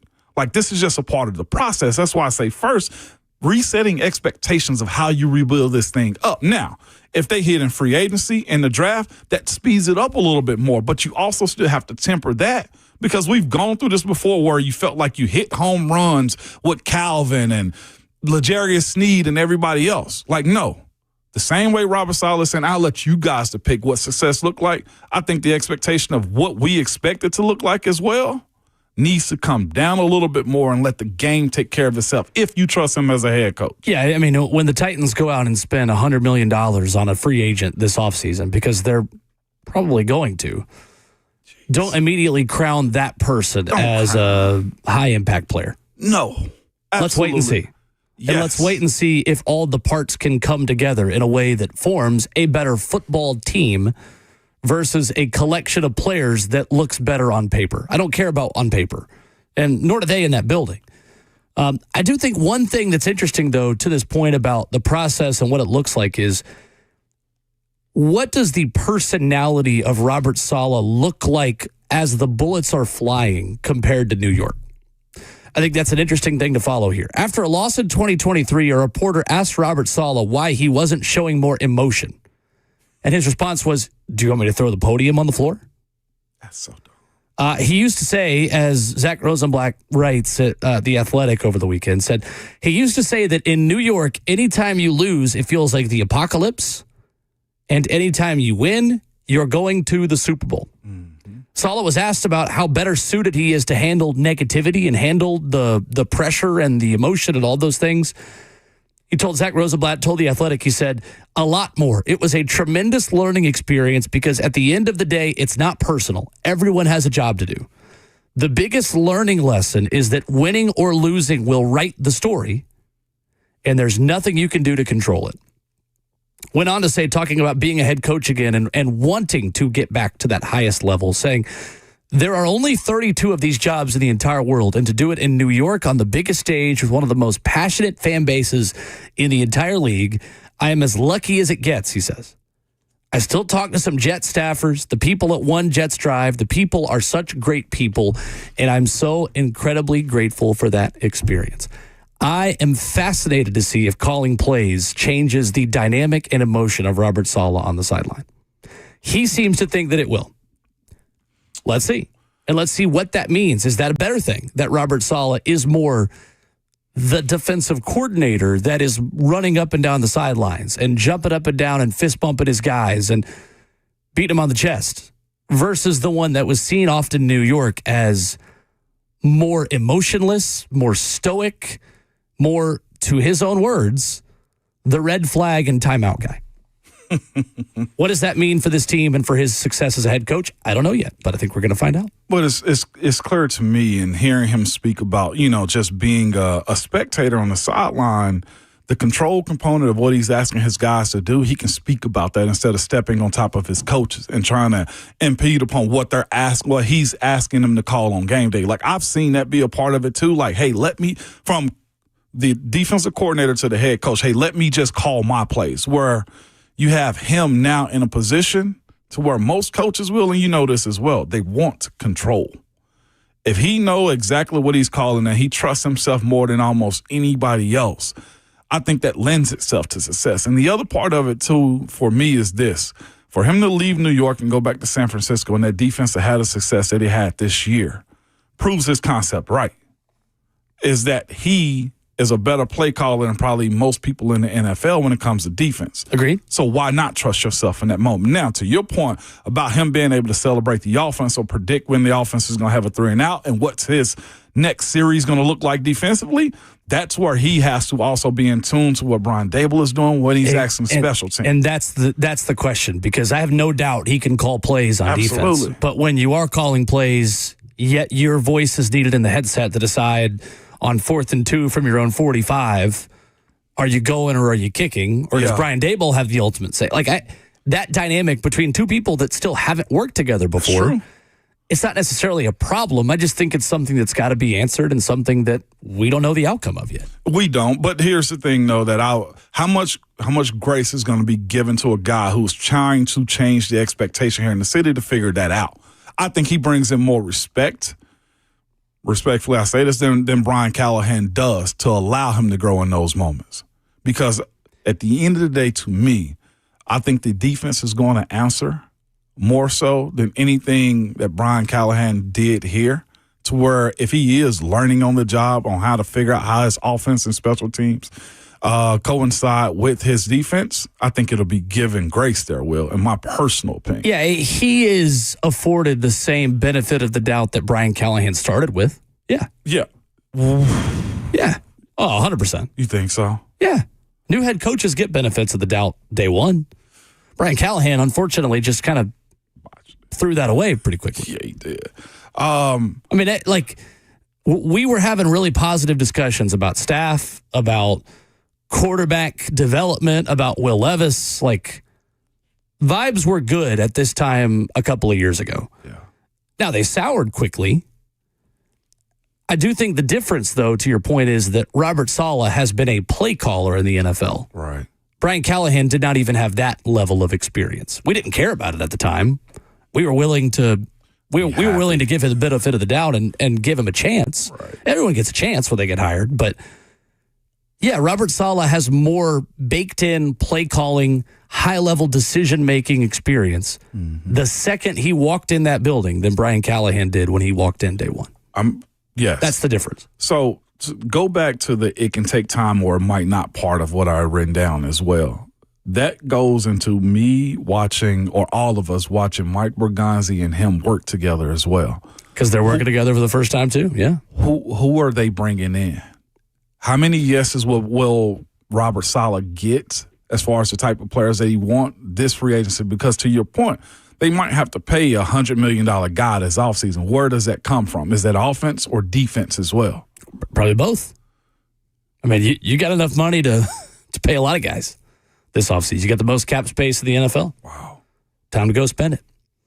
615-737-1045. Open for your thoughts on how you feel about the Robert Saleh hire. Plus, when we return, the Senior Bowl over the weekend, featuring an MVP quarterback from the SEC and Diego Pavia in action as well. We'll talk about it next.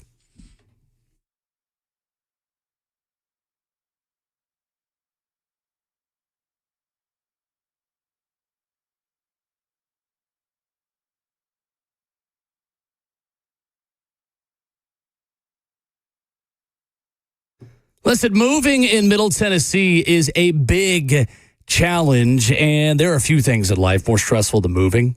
When I'm thinking about it even a year in advance, I'm already anxious about the process, about packing up, about unpacking when you get to the new place, about selling your home. Bernie Gallerani is going to make it easy for you. He's the only real estate agent I've ever personally endorsed here in Middle Tennessee because he is the real estate agent with the 30-day guarantee. Yeah, Bernie Gallerani guarantees to sell your home in 30 days or less, or he'll buy it. There's no risk to you. He's going to let you out of the contract at any time.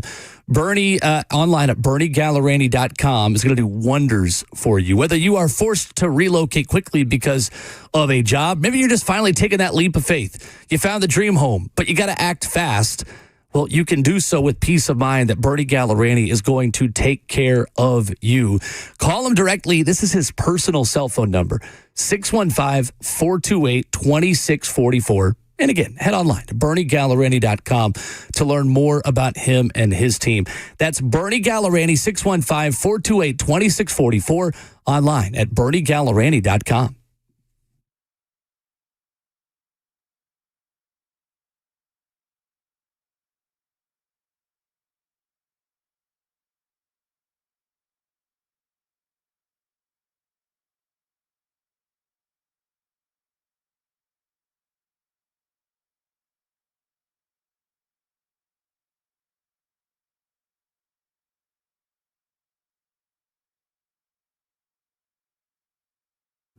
Low mortgage rates are back. Listen, Loan Pronto has fixed rate mortgages with APRs as low as 4.89%, lowest in years. Hey, it's Will Bowling. Smart homeowners are taking advantage of this while they can. If you got stuck in a 6% loan, you can lower your payment big time. Or you can keep your primary mortgage intact and get cash out of your equity with Loan Pronto's Rapid Equity Loan.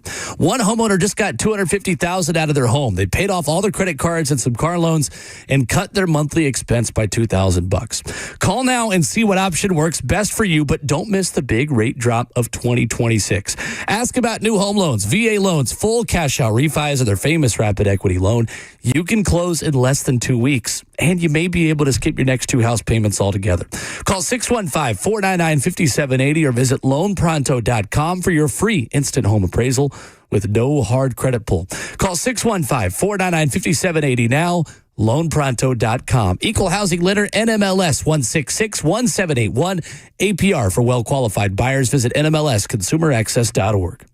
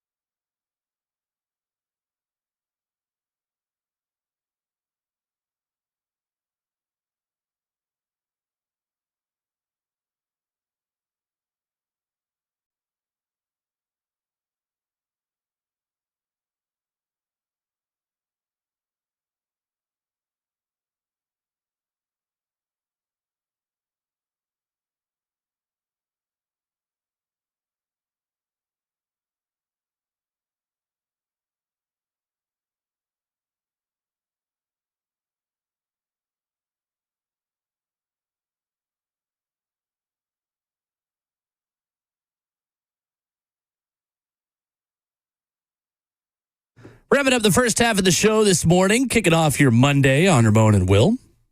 Glad you decided to stop by. Taylor Zarzer coming up at 8:20. SEC Network basketball analyst Richard Hendricks at 9 o'clock. Senior Bowl over the weekend, Ramon, saw Garrett Nussmeier starting for the American team win MVP honors. Led touchdown drives on his first two possessions, went 5 of 8 for 57 yards with a rushing touchdown and a 2-point conversion throw to Notre Dame wide receiver Malachi Fields, who, according to some reports and some videos and some things that I saw on social media, was one of the primetime performers of the week.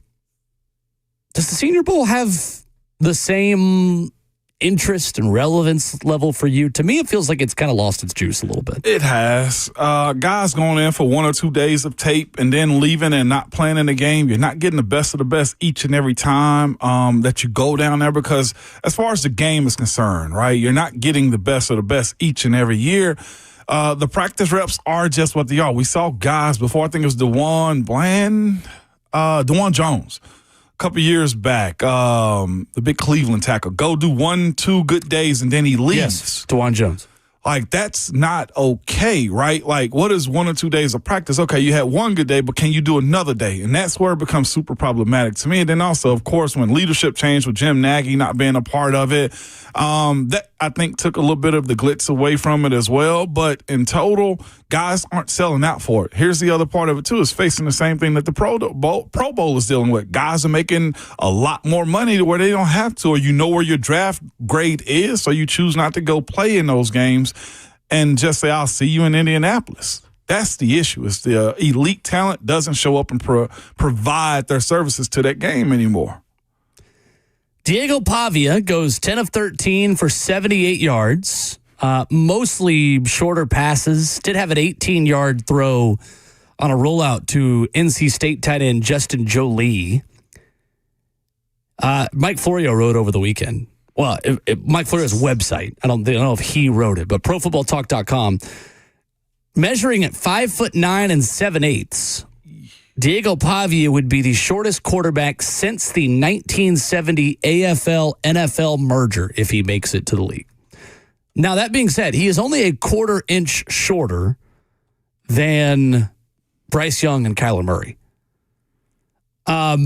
10 of 13, 78 yards. I mean, anything significant come out of this process to you for Diego Pavia, Ramon, other than just the measurement? Remove those other two guys from that conversation first, because those two dudes were bona fide first rounders and played at that level their entire time while also being in college. So to compare them to Bryce Young, even Kyler Murray, is not okay. And they didn't have to be 23 to have success in college football, to be totally fair to them as well. Exactly. So it's that part of it to me that I think you need to remove. Now, the issue that Pavia is going to have is, yes, the draft season isn't about how much we can paint you up and say how good you are. No, everything is a knock until he gets an opportunity inside of an NFL room. Todd McShay, you read his quote just now on what he said about I've not yet. You want to read it? It's this that he's going to have to get over. This hurdle is hard for him. And anybody that got these type of deficiencies, we're talking about small hand size, right? Or arm length for a guy that's a bona fide top 10 pick in Reuben Bain Jr. So if you want to talk about something that actually matters, like the height of a quarterback, this is a damning quote from Todd McShay. Todd McShay says, I don't think that Diego Pavia can play quarterback in the NFL. You watch him during team sessions and you watch him during some of the 7-on-7 stuff, and there's some fun things to watch. But when you watch him have to drive the ball, NFL throws, it's not the same as the other guys. I'm saying when you watch him out there, you start to wonder, are the limitations going to be too much at the next level? If we could talk about Peter Skoronski's arms at playing left tackle and having to move him in guard, cool. There are other tackles that have come out with short arms as well and have had their deficiency. You have guys that don't have speed. Like, size is a component of his game. Being able to, I say this respectfully, see over the crowd or have enough speed and athleticism to get outside the pocket to make plays. His height doesn't kill him when it comes down to his career. But listening to Todd McShay, he's got to overprove himself, which he's done his entire career anyway, But here's the separator, though, Will. You're not playing against the 50 percentile. You're playing against the 1%. 100%, right. And that's where those efficiencies can show their ugly head. We joke, or at least there's a conversation like if he can change positions. He's a quarterback. You know what I'm saying? Like there's not a secondary position for quarterbacks mostly. Taysom Hill, okay, yeah, all right. But he's not a quarterback. Exactly. He's a part-time quarterback. Terrell Pryor tried to, but your career's like fizzle at those moments right there. Mr. Keefe on YouTube says they said the same thing about Lamar. No, they didn't. Lamar won the Heisman. Is Lamar 5'9"? That's what I said about Bryce Young. Them like remove that. Like Bryce Young and Kyler Murray were the best players in college. Okay, so was Lamar Jackson for 1 year. There's a difference in like saying this guy's impactful to your university versus being the best in the world, in the college world, right? Devontae Smith was a very small wide receiver, but he proved that he was the best in college that year he won the Heisman. So that translated over to the next level in the NFL. We're not saying that Diego Pavia can't play college ball, but I do think that it needs to be recognized there's a different level when you mention those guys that have won the Heisman versus a guy that you say got a lot of moxie about him. Like, and then the other part, too, is the opportunities given. There's a huge discussion in Cleveland right now about Shedeur Sanders, Pro Bowler Shedeur Sanders, and Dylan Gabriel. Right. Well, because they're later round guys. And I care less about if they won the Heisman or not, and more, is your game translatable to the next level? But my point is those guys were the best in the world at that point in time. Well, and Diego Pavia was in college too. I just don't see him replicating that success with his skill set at the next level, because the dancing around he can do in the pocket and the extension of plays, I think, is totally done at the next level when he has got guys that are way more athletic than what he was playing now and in the NFL level.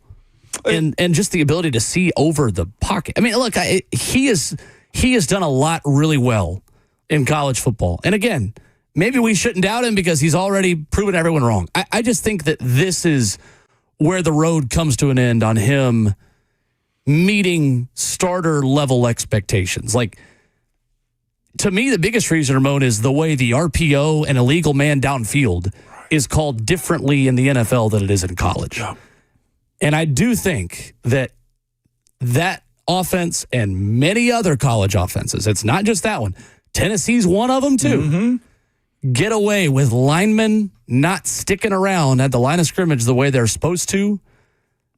And in the NFL, that's a flag way more often. Yeah. Fair? That's fair. Would you agree with Very that? Fair. Absolutely. Ineligible man downfield and the RPOs that he feasted on in college football are just called differently in the NFL than they are at the collegiate level. And it's just smarter.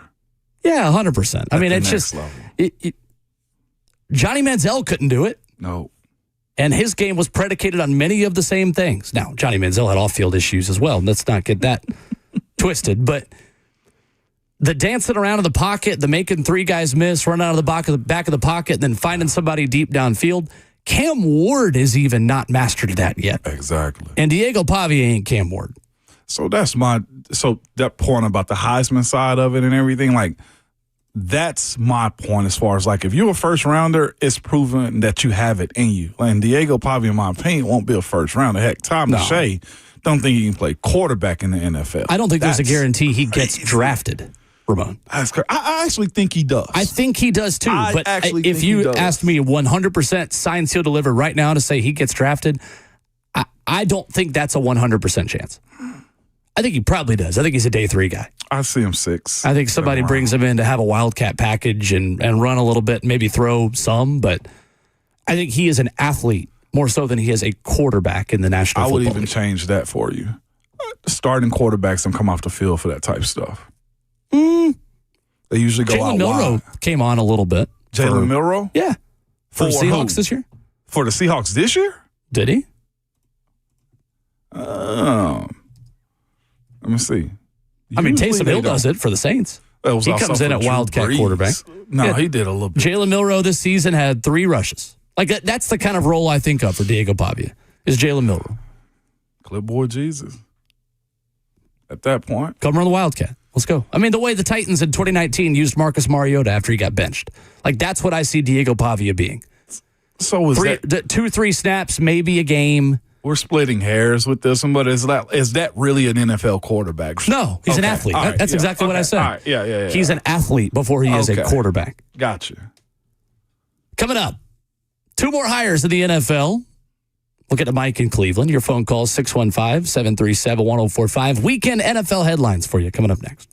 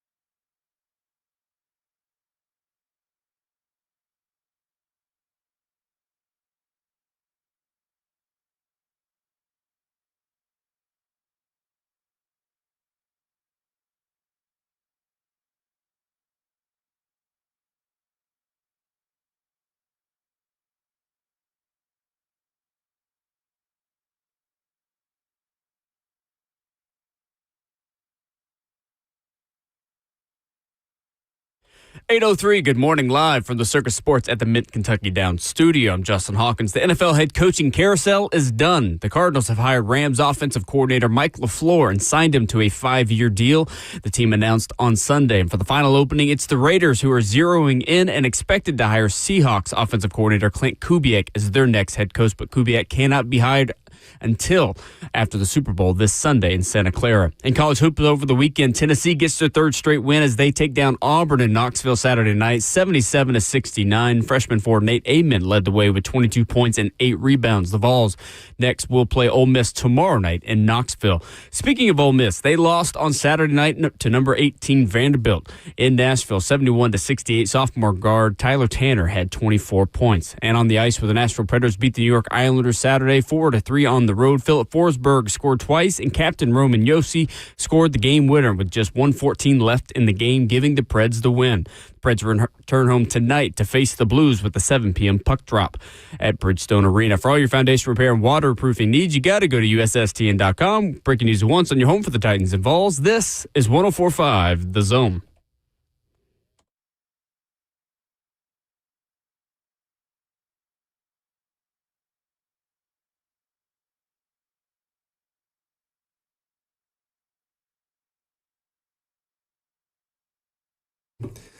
Away we go into the second half of your Monday morning.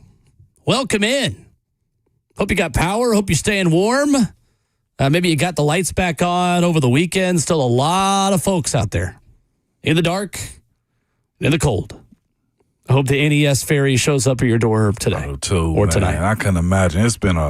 It's been an ice cube here, man, in Nashville. So hopefully everybody is finding somewhere to get warm, or like you said, NES has got their capes on. It is Groundhog Day. Like Michael Scott, I celebrate privately. But Punxsutawney Phil, he has seen his shadow? I don't know. He did. Whichever It one makes no is sense. for 6 more weeks of winter is what we've got. So do we need to have like a maybe NES can get their own groundhog, or maybe it's like a raccoon, something that's more Nashville focused. There we go. If the raccoon sees his shadow, it's 6 more days without power. No. Or maybe if he doesn't see his shadow, the power just comes back on. Right. Would that help?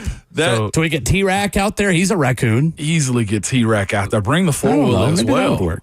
Let's get him in the bucket. Let's get him in the bucket. Let's get power back on. That's please, the good man. folks at NES. I know we're lightly talking about it, but seriously, I'm sure the inconvenience that a lot of people have dealt with over the last week did not imagine that being the case. Some of the reports said they're not going to get it back on until the 8th or 9th of this month. Shout out to the linemen that are out there working. I hope that NES can get more of you on board ASAP.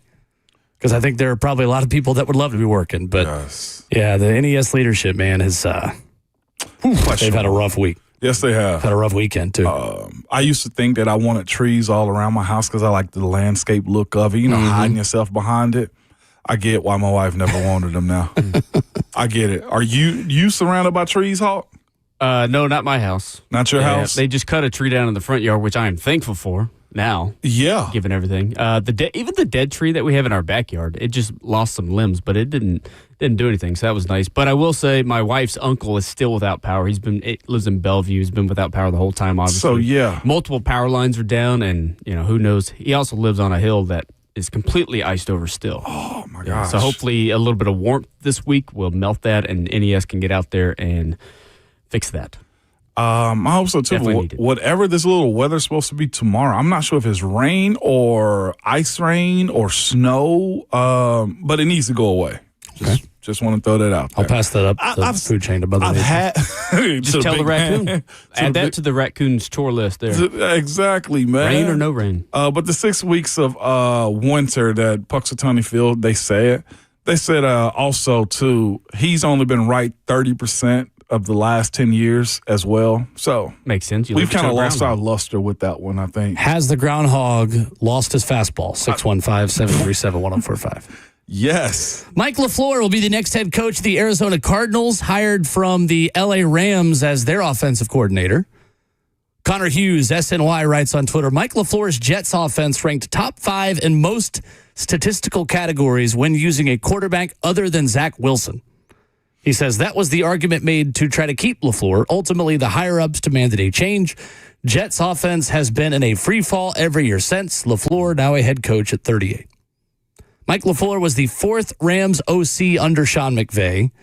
And now all four of those guys have become head coaches. Matt LaFleur, Kevin O'Connell, Liam Cohen, now Mike LaFleur.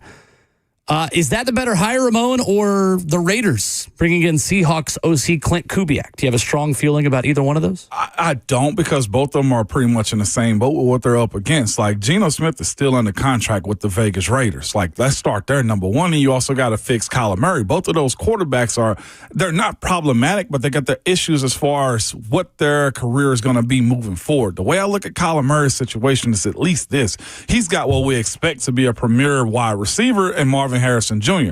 He's had a running back in James Conner, right? I think Michael Wilson's kind of a premier wide receiver, too. Michael Wilson is as well. He's not bad. I know. But just legitimately looking at this team, like, I think it's going to start offensively for them. The quarterback situation for the Raiders and also the Cardinals. How do you fix one?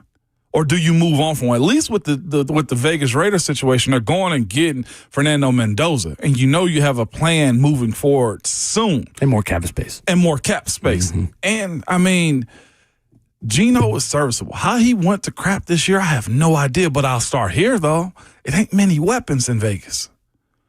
Starting there. Well, Ashton Jeanty, Brock Bowers is not a bad place to start. it's not a bad place to start, but that's two when they're young. Relatively. Sure, but I mean, who are the two? And I guess the two in Arizona are what? Michael Harrison Jr. and Trey McBride? Just looking at what Geno's expectations were with Pete Carroll, with what they had in Seattle is way different than what they had. And it also just overproves again. Your quarterback can be as good or as average as you need him to be, but it boils down to the cast of characters surrounding him.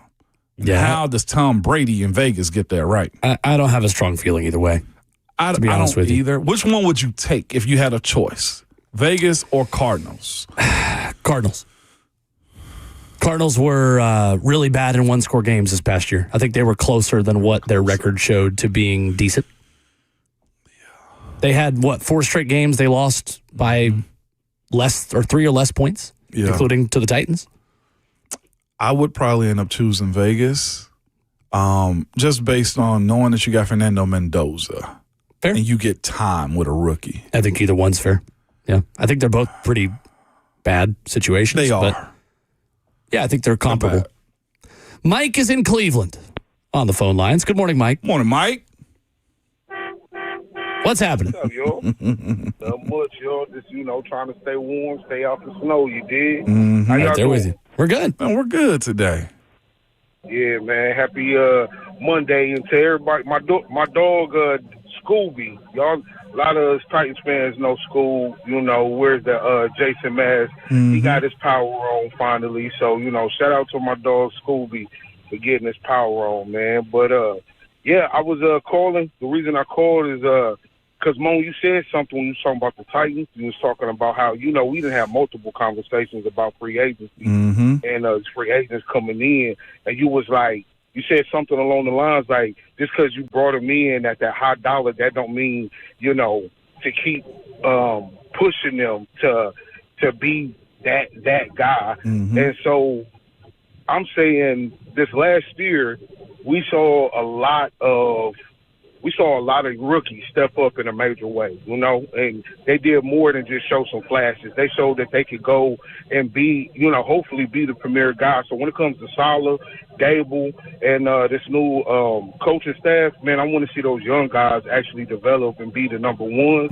So hopefully we can stop every year or every 2-3 years, we can, as a fan base, we can stop looking at free agency and like, we got to pay them, because more times than not, that doesn't work out in our favor. So I want to see that development finally come, and I want to see, these guys stick around like we've talked about for years, us keep our homegrown guys. So that's what I'm really hoping to see in this next year is those guys being developed. And I had a question also. I'm like, I want to see the defense, step up while this young offense, start to grow. So I'm like, in this draft and free agency, could we I think it'll be good for us to put more emphasis on the defense, get an edge, get that safety, get the corners, you dig, and let's let that defense carry this offense as they grow. What y'all think about that? And I'm gonna get up off of here, man. Y'all have a blessed day. Go. Be safe, Thank you, Mike. Mike. Couldn't agree more. Me either. You get better out of Cam by asking him to be less of a savior and Superman and more of just a piece of the puzzle, in my opinion. Yep. If the defense can carry the water while Cam continues to develop and learn this offense, and you figure out how his weapons are going to work with him, that to me is probably the best pathway for resetting this team. You got the most, I think, leadership on the defensive side of the ball first. Start there with Jeff and his voice.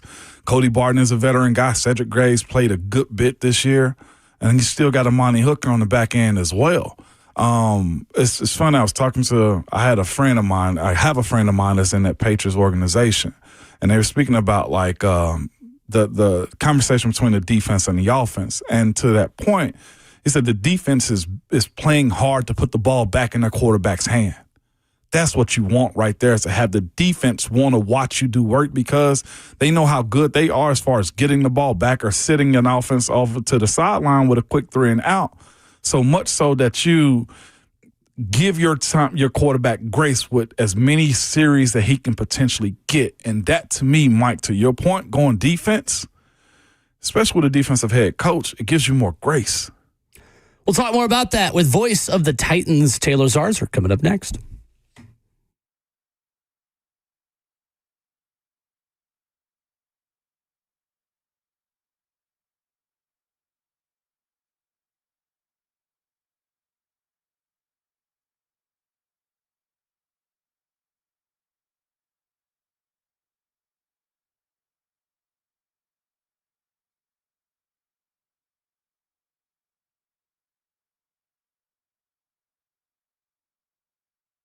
It's Ramon Foster for Medical House Calls. Good people, it is healthcare designed for your life, which is why they're allowing you to have a medical provider come over to your house. That is a website as well, medicalhousecalls.com. They're available to you 7 days a week from 7 a.m. to 8 p.m. They have same-day appointments available or next-day guaranteed, man. And this process is very simple. You could call or text them, and their team will assess what you need within minutes, man. They will book you a visit that fits your schedule. That's why they're telling you their medical house calls. They'll be at where you need them to be on the days or you can't get out of the office or the kid's schedule doesn't allow you to go to the doctor when you have to. No, they're very upfront about how they can service you. I myself have had them come over to my house and do a little IV therapy for me, but they do everything, I'm telling you, from sicknesses, infections, injuries, and home labs. You can also get your testing done and more. For a flat fee, you can get an evaluation, a full exam, treatment plan, and prescriptions if you need it. Listen to me. You don't have to listen to me. Go to medicalhousecalls.com or you can call or text them at 615-838-2375.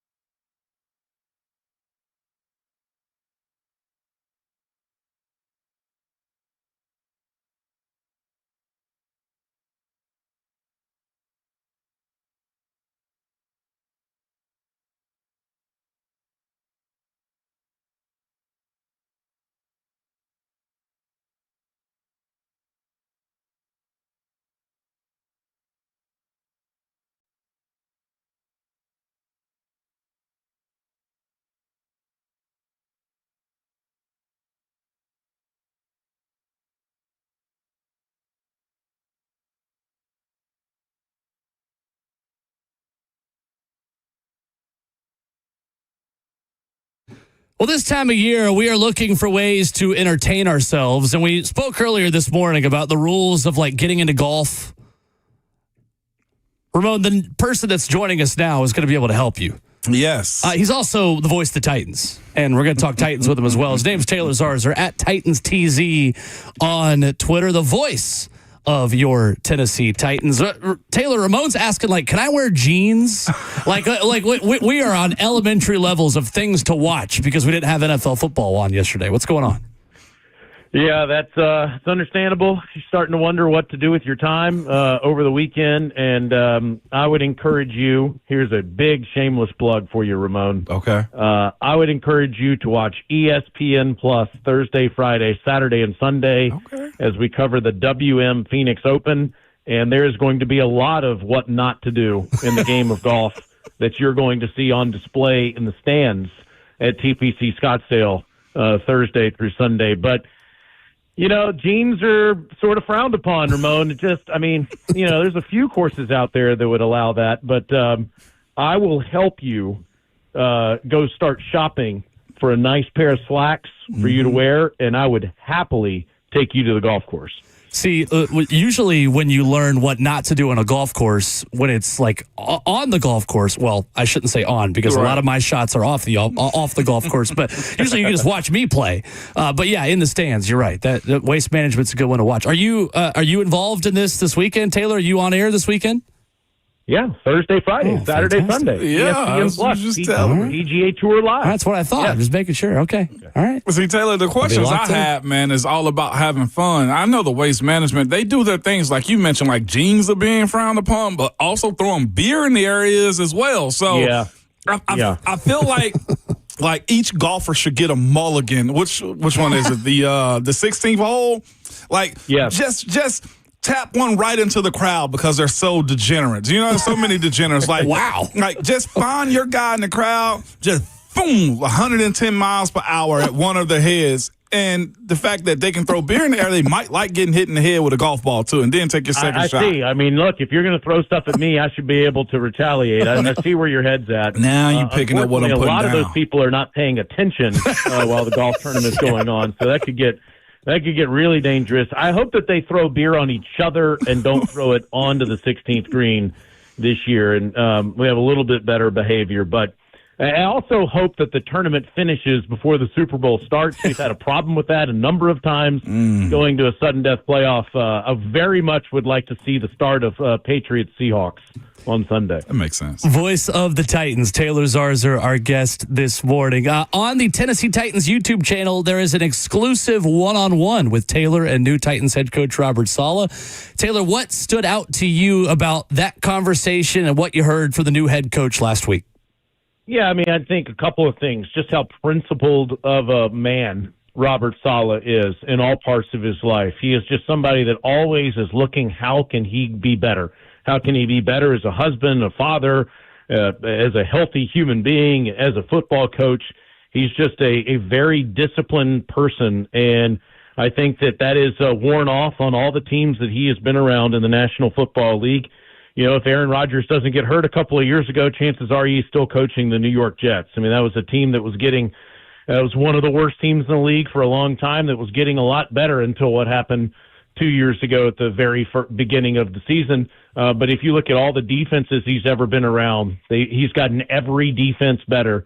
And I think that all of the characteristics that he brings with him to the Titans will do that here in Nashville as well. I mean, that's one thing, just how detailed of a person he is. And while he cares and always is trying to make everyone better around him, he also holds them accountable. So there's some tough love that'll be going around the Titans facility, which I think is a good thing.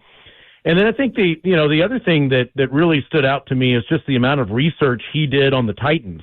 It is clear that across the National Football League that Mike Morganzi, Reg McKenzie, Dave Ziegler, the rest of that front office is really well thought of in NFL circles. And he wanted to work with these guys. He wanted to work with guys that did a great job in the NFL draft last year. There's every reason to believe they'll do the same in the 2026 draft, and an organization that obviously has the most money to spend in free agency. we've seen how quickly you can turn it around in the National Football League when you have these kind of resources. And the Titans are set up to do that right now. And I think that's why this organization really appealed to him. So those are the things that really stood out to me. And here's just one more that I would mention, guys. Sure. This is not a shot at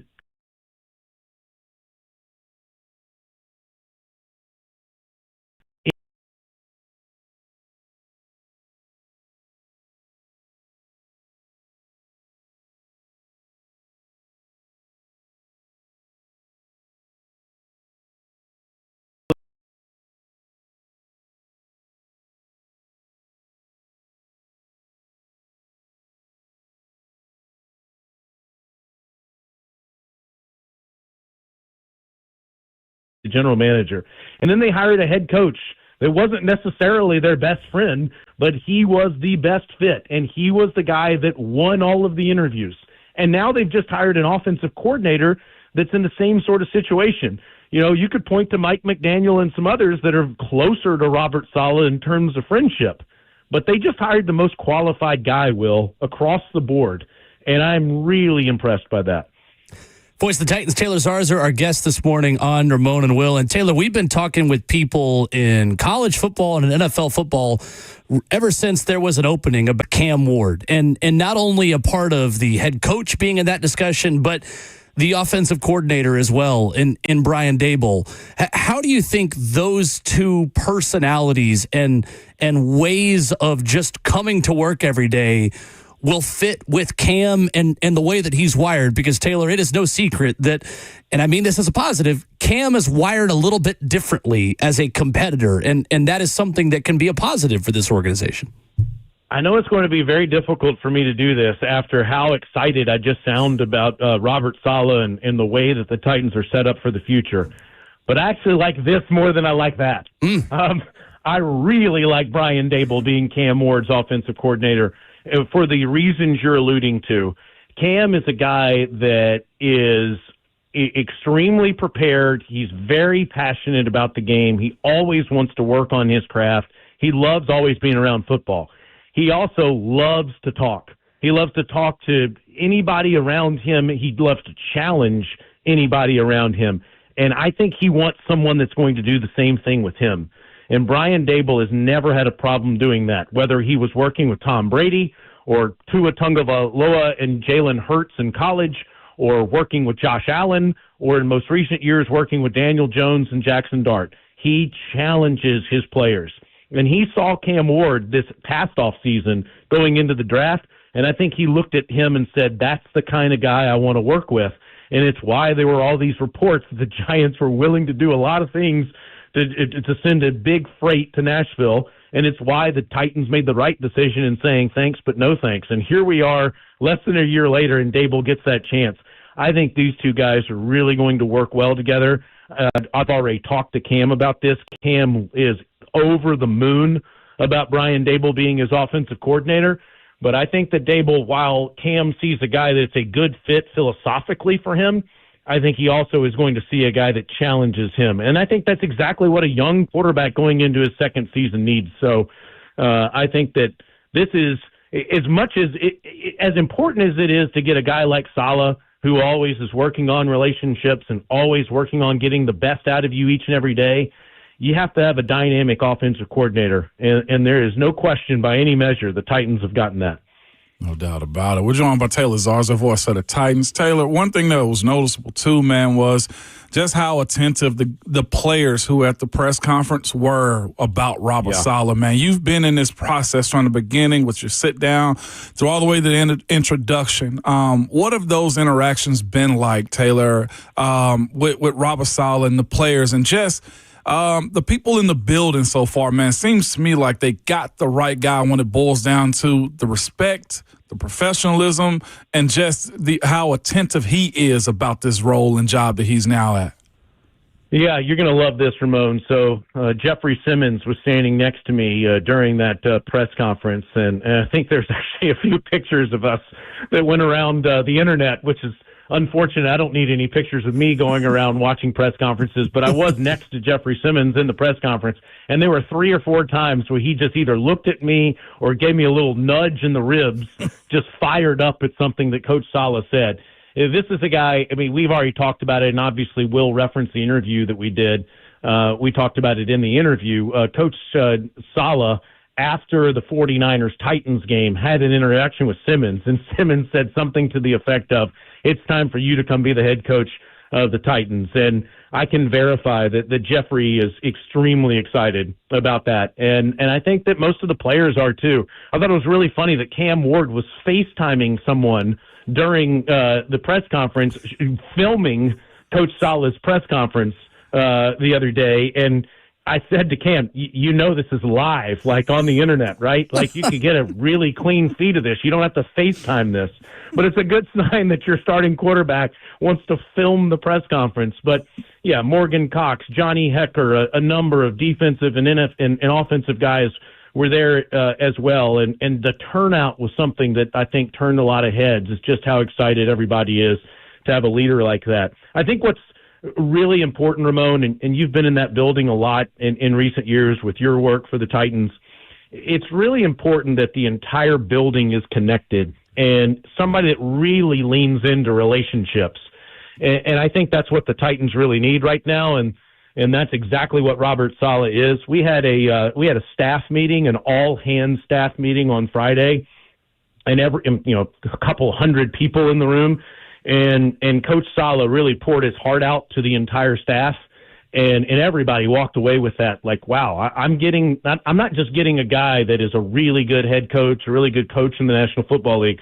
I'm getting a guy that wants to work with me, and whether it's in the ticket office or it's in the IT department or it's something that has to do with the football staff. I think he's somebody that's really going to bring the building even closer together. That's awesome, man. Also, the side of Cam just shows how young he is in this league, man. Bringing out his phone just to FaceTime. That's a cool little tidbit right there, man. Taylor, with that being said, too, man, you mentioned, like how, the all hands on deck meeting Friday. I think it's smart. Will and I were discussing earlier, like through all of this and the excitement of Robert Saleh being the head coach, what he's also doing too is tempering expectations by telling you no. This is going to be a process. I'll let you judge how good or bad we are. Taylor, you've been around a lot of organizations, man, and college programs as well. Mm-hmm. How smart is that? Because the preseason number one sometimes don't make the playoffs or a good bowl game, and they go 6-6 and their coach get fired. How smart is that this time around to learn from that Jets experience to bring it down here to Nashville this time around? Yeah, it's a great question, Ramon, and it's something that Coach Salah has already talked about a number of times. He was in the building with you guys last week, obviously with the afternoon show, talking a little bit about this. And obviously in a big media market and Aaron Rodgers and all that came with it and Hard Knocks and all of that, it's kind of hard not to have a bunch of hype around the Jets a couple of years ago. So I don't think this was completely on him. Mm-hmm. But sure, I think you sort of get swept away by all of that. And I think that this time around, he is really going to pay attention to the details, the building of each month of this football team, I think is going to be something that Coach Salah talks about. Instead of how many wins are we going to have this year, or are we a playoff team, and when are we going to compete for championships, I think the building of the construction of this team, if you will, is something that he's really going to lean into and talk about each step with that. And, yeah, I think it was a learning experience for him. He doesn't see it as a regret. He doesn't see it as something that, he failed in. I think he sees it as something that he learned from. He was very grateful for that experience because he feels like it made him a better defensive coordinator this year with the 49ers. They had a rash of injuries and still found a way to be competitive. And I think that he feels he's a better coach now because of that entire experience. But it's a great point by you. I don't think you're going to hear a lot of big picture, season-long goal talk from Robert Saleh. Taylor Zarzer is the voice of the Titans. You get him on Twitter at TitansTZ. You also get him on PGA Tour Live this weekend for the Waste Management Open. Taylor, putting you on the spot, someone not named Scotty Scheffler who could win this weekend. Who should I be looking out for? All right, I know that you're going to say, well, this is low-hanging fruit, and there's hundreds of guys that you can pick. Brooks Koepka Yes. has a real chance to win the WM Phoenix Open this weekend. I know we're getting really inside golf talk right now. This guy from tee to green this past week in San Diego was almost as good as Justin Rose. His putting was terrible this weekend, and those greens out in those bumpy greens out in San Diego, California, gave him a lot of problems. The greens in Phoenix, Arizona are very different, and he's won that tournament twice, and he loves putting on those greens. I think it's great that Brooks Koepka is back on the PGA Tour, and I think Koepka has a real chance, which would be a huge story for the PGA Tour. Just again, let's make sure the tournament ends before the Super Bowl starts on Sunday. But, yeah, I really like Koepka's chances this week. I love it. Yeah, I saw Twitter kept complaining of like, where's so much Brooks Koepka? I'm like, no, I want more Brooks Koepka, if anything. Taylor Zarzer joining us this morning at Titans TZ on Twitter. Thank you, Taylor. Appreciate it, Taylor. All right, my friends. Great talking to you. Yes, sir. All right. Taylor Zarzer with us this morning. We have got big breaking Nashville sports news for you, and we'll tell you what it is coming up next.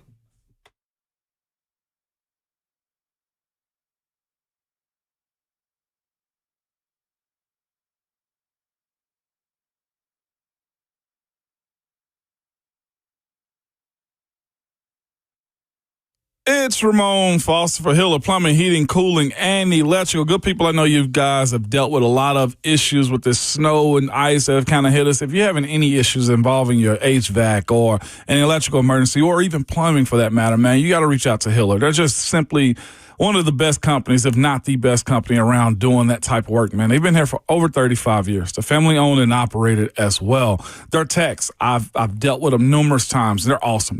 They're professional, experienced, and they're very trustworthy. And they're all background and drug screened as well. When they're on their way, you'll receive a photo of the tech and a link to track them in real time. So you're not sitting around wasting your time. Other part is this. The price you chose, the prices you'll actually pay. There are no hidden fees or surprises on your bill when you get it, or just somebody trying to sell you something you do not need. They're just the best at it. Their motto is, and they truly believe it, happy you'll be or the service is free. If you're not satisfied with the work that's done around your home or they didn't do it right, they'll do all they can to fix it or just simply say, here's your money back. Thank you. Well, to learn more about Hiller, to book with them like I do, simply go to happyhiller.com.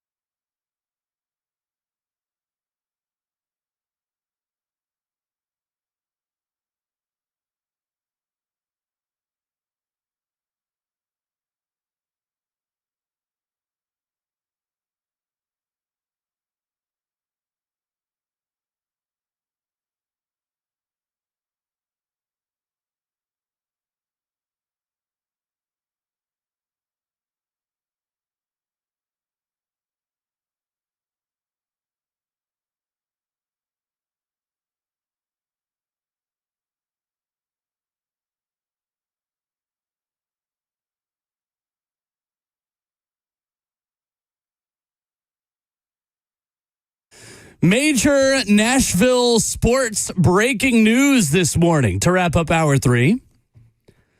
Ramona Will at 104.5 The Zone. The Nashville Predators have called a press conference for noon today. And according to Elliot Friedman of Sportsnet, Barry Trotz is going to announce that he is stepping down as general manager of the Nashville Predators. According to multiple sources, Elliot Friedman says he will announce today he is stepping down, although he will remain on the job until a successor is found. Friedman writes, after a rough start to this season, the Predators rallied to within 4 points of a playoff spot as of Sunday night. However, with just days remaining until the Olympic freeze and a month until the trade deadline, the team was also investigating all of its options. Trotz, one of the greatest figures in Nashville hockey history, named as the team's inaugural head coach 1 year before the Preds dropped the puck, stayed until April 2014, went to Washington, won the Stanley Cup in 2018, coached the Islanders, became the second GM in team history in 2023, and his time, Ramon, is up. Yeah, so many questions behind this move mid-season. The NHL All-Star break is about to come up as well, if I'm not mistaken. It's the Olympic break that's about to start. It is the Olympic break. Yeah, that is what I'm looking at this as to the why. I feel like there could be problems as to, are they winning in spite of him? Is that a part of it as well? Because it hadn't started off too well under his tenure. It hadn't been that great in general, and have the right voices, grab the right ears to kind of switch the trajectory moving forward. The other part, just never want to, that to be the case. Who knows? Is it health or what? I don't know. It's so many different scenarios that are playing into this one, but it seems to me that the right people have kind of stepped up and said, we'll take it from here. For such a legend, I just didn't expect this type of move. All we've talked about as of late in the last month has been how good they've been. Yeah, timing is interesting here because they are playing better, and clearly it feels like the organization notices the moment that they're in. There is a make or break moment that's got to be mastered here. That's got to be handled well.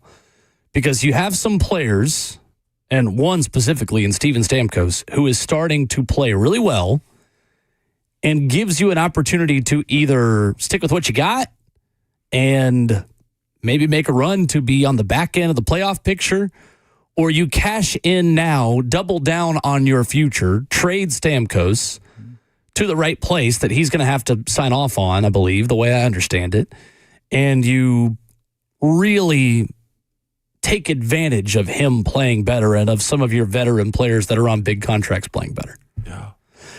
My concern with Barry Trotz from the very beginning was always the fact that he'd never done this job before, and that the Preds were, again, doubling down on their own culture and their own building.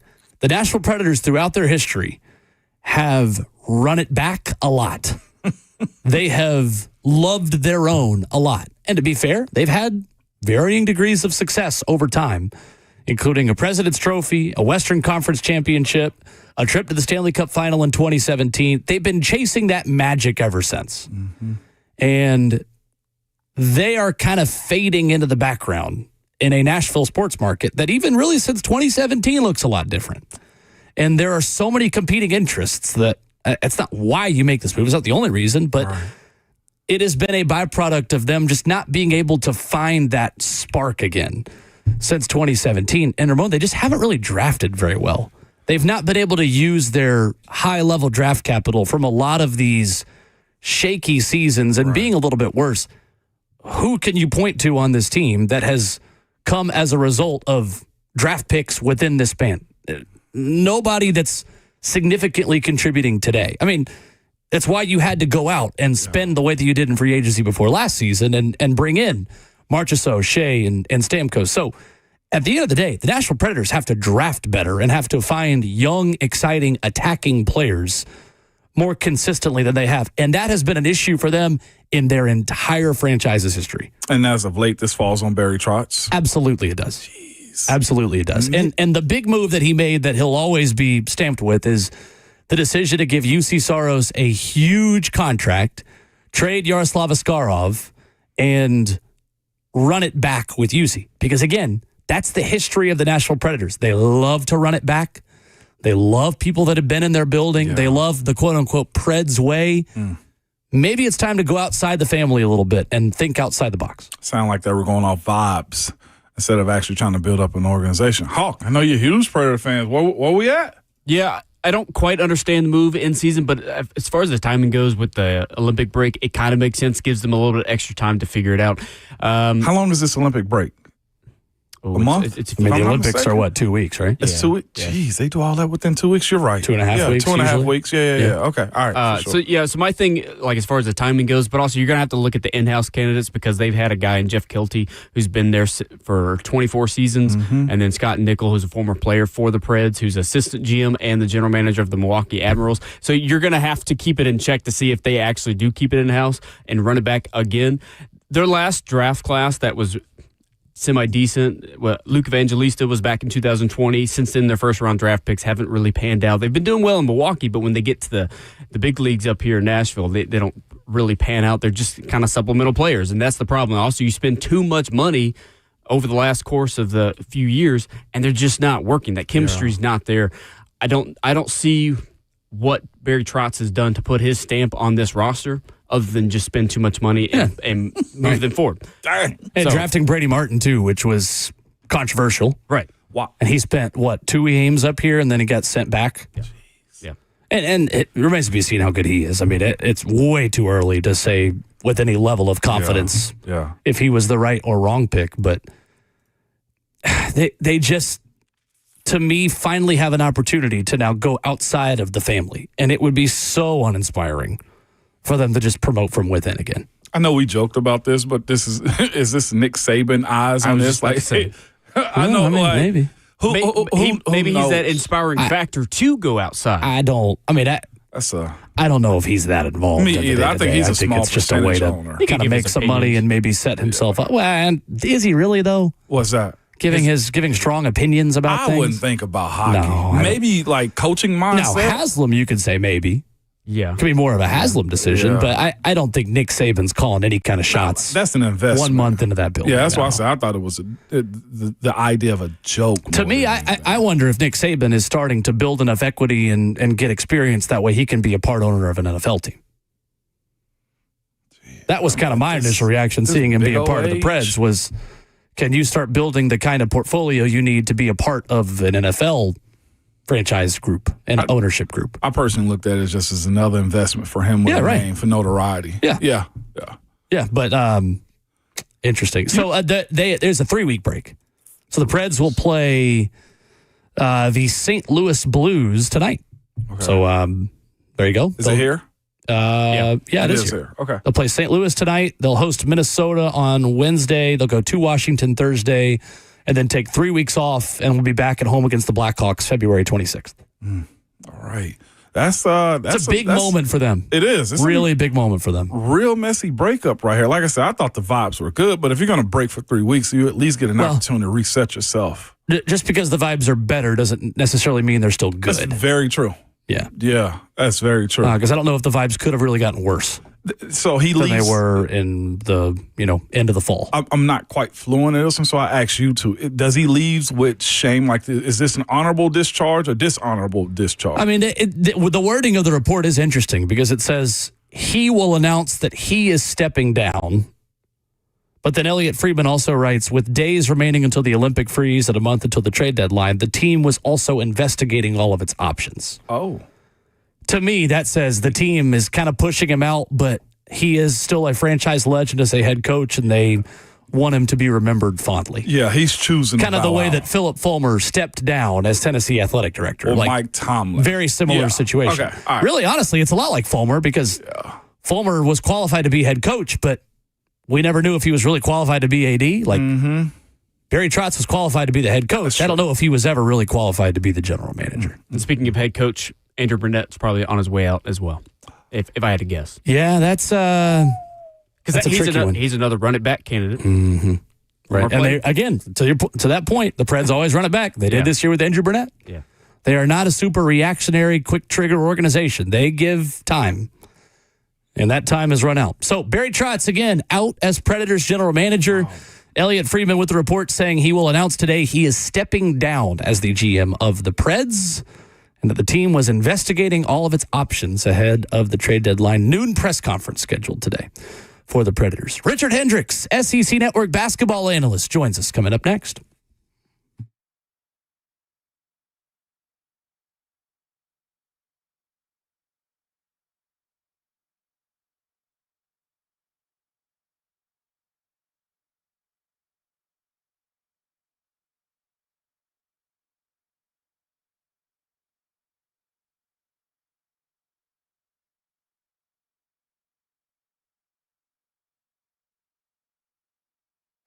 Daisy French onion dip is the perfect snack for whatever you're watching. What's going on? It's Will Bowling.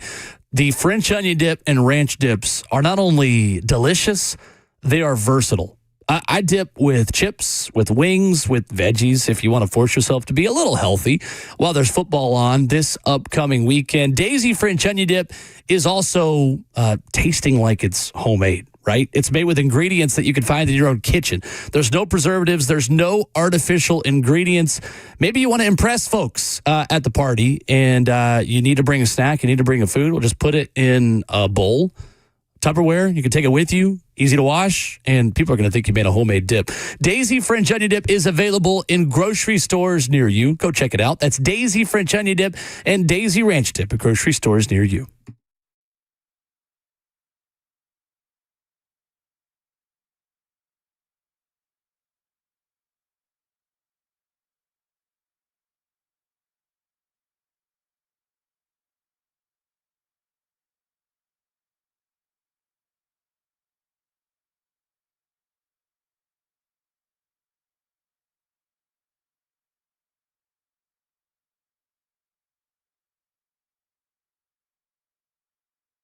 January was a great time to purge, but that does not mean that we just quit our resolutions to clean up once January comes to an end. What's up? It's Will Bowling. Zero Res is a smarter clean because it's going to last longer because they got the best technology for you to make sure that when you have them out there cleaning up your carpets, your hardwood floors, anything that you need deep cleaned, well, with Zero Res, it's going to stay that way. Maybe you got those ice and snow and mud marks that you brought in with your winter boots that you brought into the house.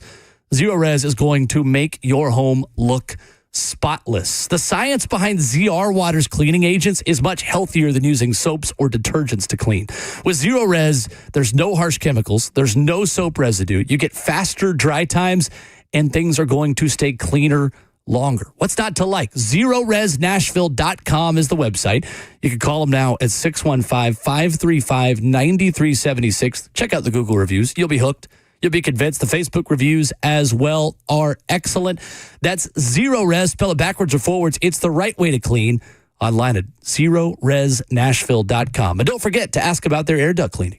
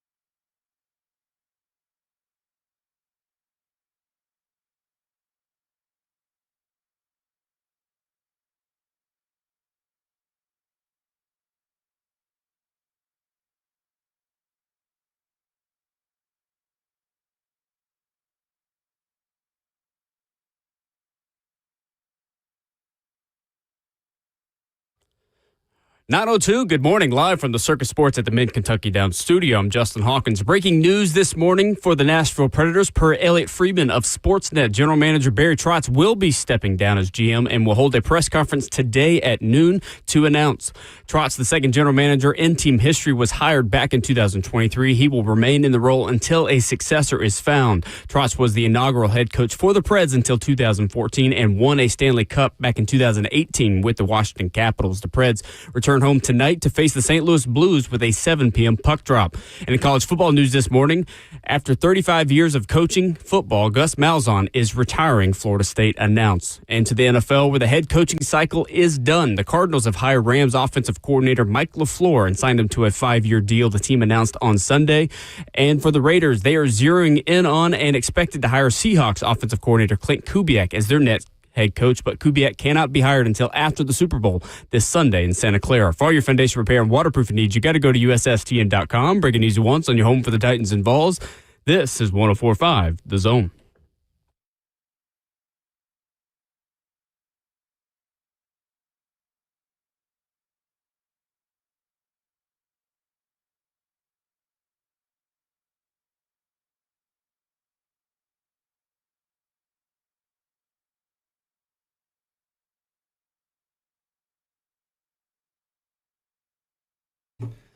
Fourth and final hour of the show, starting now on Ramon and Will. Glad you are with us for 60 more minutes this morning.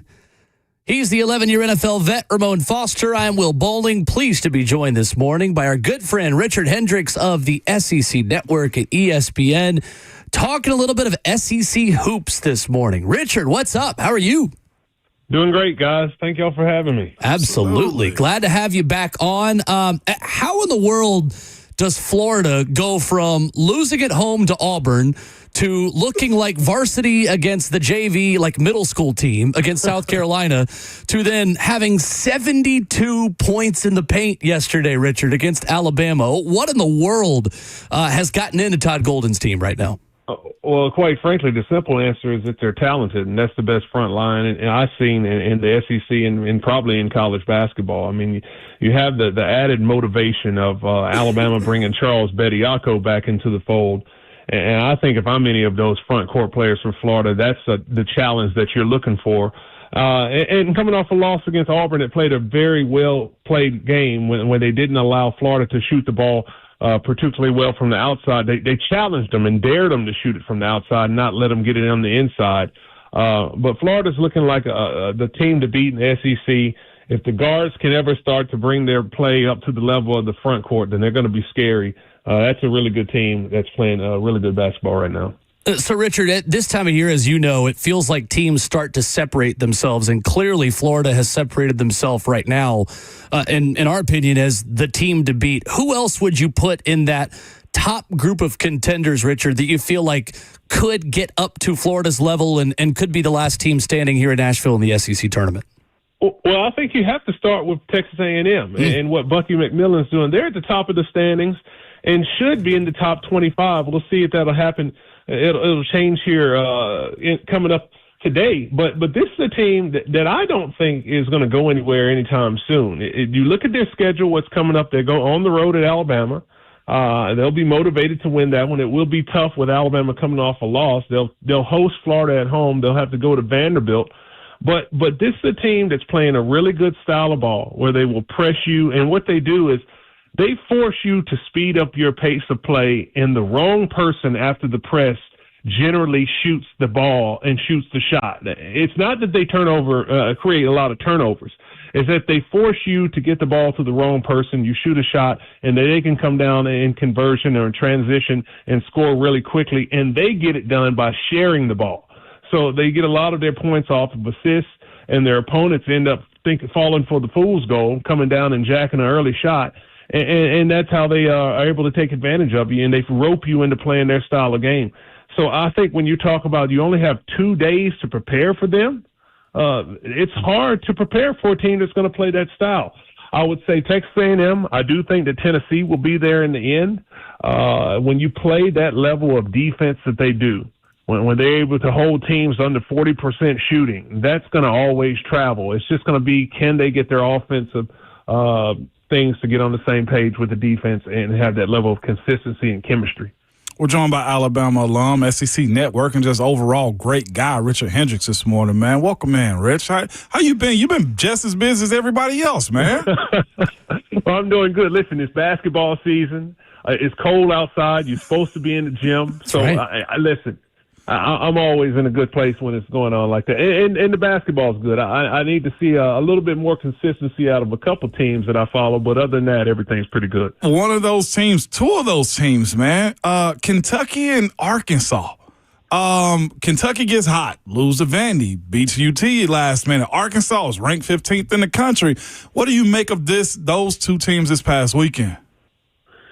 Well, I think in a wide open league, I think that everybody still has a chance. And I think Kentucky starting off 0-2 in the league, I think everyone was panicking, but then they were able to get things going. I think they won 5 games in a row. They had some big wins where I think they won at the buzzer at LSU and some last-second victories and whatnot.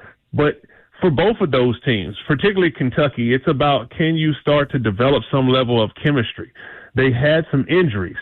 But in my experience, oftentimes people like to look at injuries too much as something that is holding you back. In basketball, in many ways, when your roster is much shorter, it's easier to know what you're going to get from those guys that you have to play with. And the players who know they have to be counted on can be a little bit more consistent.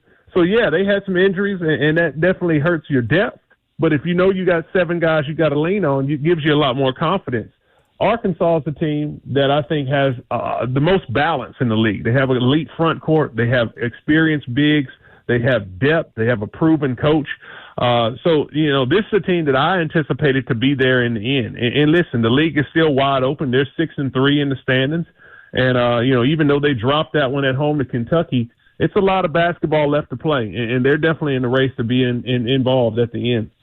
Rich, how good is Vanderbilt? What is going to be their kryptonite this year? I know they went through a 3-game losing streak in SEC play, but they're good. They force you to do stuff that you don't want to do. They press you. Tyler Tanner is one of the best, most improved guards, I think, in all of America at this point, man. What do you make of them? Well, I think Tyler Tanner is probably going to be a first-team All-SEC performer. And this is a team that is playing good basketball when they can dictate their style of play. And I think what they need is the interior piece to be able to contribute as well as what they're able to do on the outside with Tanner and Duke Miles and Tyler Nichols shooting it from the outside. Okereke did a really good job in his last outing, and he can give a little bit of a matchup problem of what he can do down low and on the outside. And if McLaughlin can be the player that he's been, his energy on the outside, on the offensive rebounding, putbackings, and getting into screen roll action with lobs, if he gives them that element at a high clip, then they'll have the pieces they need. But they struggled a little bit with that losing streak that they had. But what you were able to see was they were able to gut out that win against a really good Ole Miss team that can play really good defensive basketball. That might be what they need as far as the momentum is concerned to get them back on track to be a competitor in the end. But listen, this year in the SEC, I can't say it enough. It's wide open. So it's just a matter about getting your act together and trying to be there and having a chance in the end. And Vanderbilt is another team that definitely still can do that.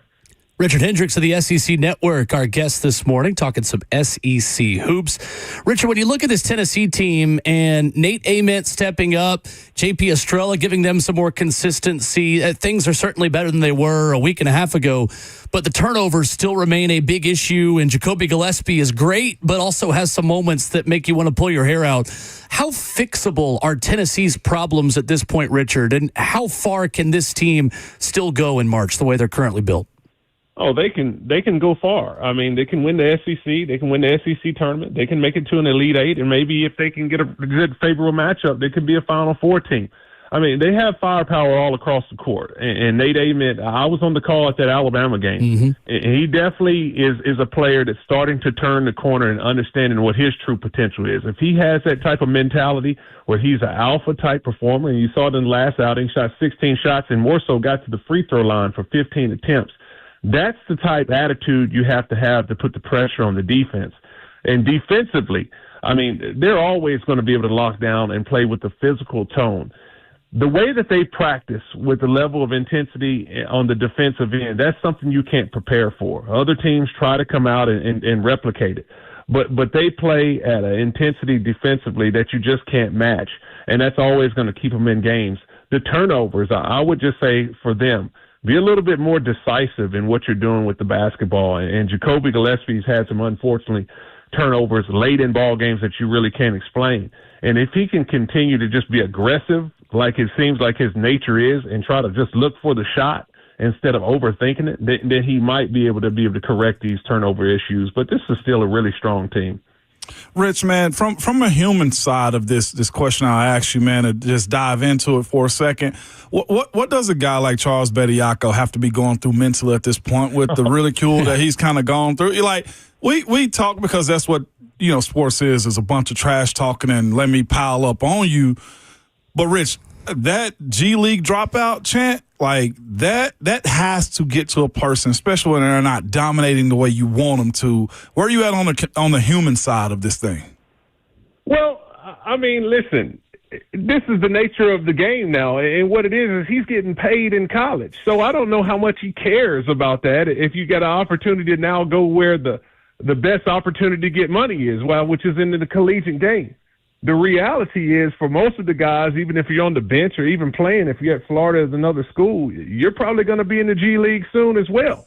I mean, this is just the facts of it. So if you're him from a psychological standpoint, I think the biggest psychological issue for him has already happened in the past, which is I felt like my best opportunity to make money was to enter the NBA draft a few years back when Alabama won the league and the tournament. They're the number one overall seed. You want to strike it while it's hot. You had to enter the draft. You go undrafted. And then that's where the psychological problem is for professional athletes, where you feel like you have no control and you don't know if you made the right choice. And quite frankly, I think the draft, scenario should change where players should have more choice within that. But I think he's had his lumps. It's been a couple of years. He hasn't been able to capitalize in things in the professional market, and the rules have changed, and now he finds himself back here. So it's you want to play well, but I don't think that bothers him all, because I'm sure he's probably dealt with a lot more over the last couple of years while he was trying to find his way into the NBA or into a better situation. Richard Hendricks, ESPN and SEC Network hoops analyst, joining us this morning on Ramon and Will. Richard, keep crushing it, man. You are out there doing a great job. Absolutely. And on TV like every other day. It's amazing. Really appreciate the time and a busy time of the year. Thank you, guys. Enjoyed it. Yes, sir. It, Richard Hendricks with us here this morning talking some SEC hoops. I will give him his flowers here, too, as well. Mm-hmm. Doing that Tennessee-Alabama game, I think a lot of folks probably tuned into that and would have never known that he played at Alabama. Absolutely not. He was fantastic, and it always is fantastic in the way he breaks these things. He represented it well. That's why I had to give him his flag. Like he's totally good at it, man. Really Rich good. is real good. At R Hendricks with an X35 on Twitter, where you can get him. Open for your phone calls, 615-737-1045. Our number coming up. A surprising firing in the National Football League, and very interesting details coming out after the fact about why Kwesi Adolfo-Mensah was let go in Minnesota and the audacity to take paternity leave. Paternity leave. Coming up next.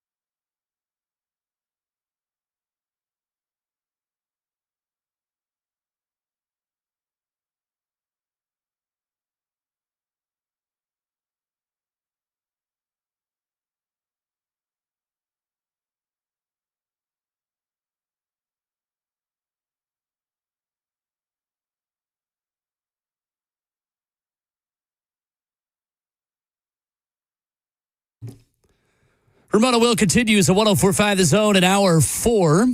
Wherever you download podcasts, you get the show, every interview, every conversation, every one of my terrible jokes. You're able to play them back to know what not to do. At Ramon Foster, at Will_bowling, BOLING, spelled like the sport, or not like the sport, spelled like the arena.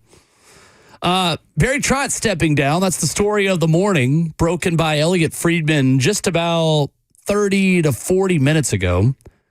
Additional details from Greg Wisniewski of ESPN, national hockey writer, says, confirmed that Barry Trotz will be retiring from the Preds GM job today, but will remain to help find the replacement. Just end it. Says, aside from the curiosity about what prompted Trotz to step aside, I'm mostly intrigued to find out what kind of GM he believes would best help Nashville succeed. Maybe he really did step down on his own accord. It seems to me that it just can't break up and just be over with. They can't.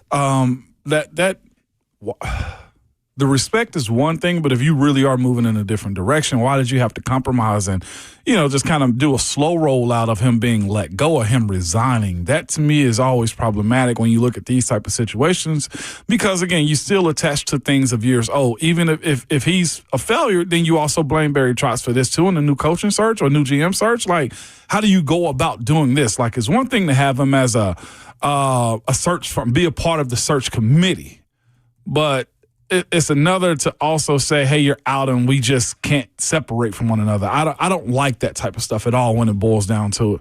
It's just the lingering. David Poile did it back in 2023. He stayed around. He helped even draft in 2023 for their next class. So he stayed around. He helped. He wanted it to be a seamless transition, which you just have to cut ties and you got to start anew. Like, even if it's somebody in their own franchise, if it's Kilty or Nickel, like, don't let Trotz kind of say, hey, here's how I've been doing it. Let's see how you want to do it as well. But also keep in mind, this is how I've been doing it. Let's just start over. Because there has to be a difference. Like, that's the reason, like, you're moving on is you want something different.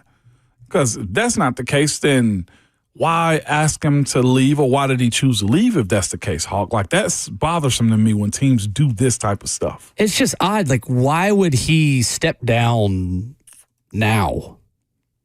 As the team is starting to play better. Like, it just, the whole thing is really weird to me. Yeah, if it's only on him, you have to think it's a personal thing that's going on. I mean, we'll see if something breaks like that, but if you're stepping down because if it's literally your own personal accord, then it's got to be a personal reason and maybe not something inside the franchise. But why announce it now? If it's personal, then why are you allowing him to be a part of better. The coaching search as well then? Well, I mean, if it's not job related, then yeah, I guess that would make sense. I think it's what Justin's saying. Right. But like, okay, like family, just announce it after whatever. this. Like, maybe he doesn't have time for it now because something is so drastic. I mean, I don't want to assume on stuff like that either. Yeah, I don't like speculating on personal stuff. Yeah, just the phrasing from Elliot Friedman still saying the Preds were evaluating their options. Kind of. Like they were going in a different direction. It feels like Philip Fulmer stepping down as Tennessee's athletic director to me. But still, they could have been finding these other options at the end of the season. They're just looking now. You have until the end of the season to finish. He said, you know what, I'm going to go out down there. But again, but he said, I just want to go out now. What has Barry Trotz done to earn the right to help pick the next GM? Yeah, nothing. He's coached for the team. It was good, but like, what about his tenure as general manager gives me much confidence he can pick the next general manager? You said it earlier. David Poile can do that. David Poile is the winningest general manager in the history of the National Hockey League. Right. These are apples to oranges situations. Like, David Poile is afforded luxuries that personally I don't think Barry Trotz has earned as a general manager. Barry Trotz, good dude, good coach. Yeah. I mean, a franchise legend as a coach. He's done very little as a general manager to inspire much confidence that he should be a very loud part of this process. I think you said it earlier. Culture. Not necessarily running it back, but like, what is the Preds culture? Here, I can help show you. That's all I can see. Yeah. Other than that, it really doesn't make sense. Yeah, y'all tell me if I'm old man shaking fisticuffs. Let me hear. I'm just ready for new ideas for the Nashville Predators. And I mean new ideas in the way they market themselves. I think new ideas in the branding of the franchise overall. I think Smashville and the Loyal Legion and the Fang Fingers and 1 minute remaining, we say thanks, Paul. Like, I don't know. I've loved the Preds my whole life. I've told this story before. I know we talk way more Titans on this show because that's what you guys want to talk about, more so than day-to-day hockey. But, like, I've been to more Preds games than I did Titans games growing up. Like, I don't want to come in this totally as an outsider. I would consider myself still someone that loves the franchise. I want what's best for the franchise. I just feel like they've been really overdue for a brand update and refresh. And I don't know. Am I being too negative? Am I being too cynical on this? Not for the most part. I don't know how you get rid of Smashville like I just put my hat on. But there you go. You got a Smashville toboggan. I don't know. It just it feels like it's gotten stale, and I know that that's not totally fair because when you don't win, everything gets stale, and I get it.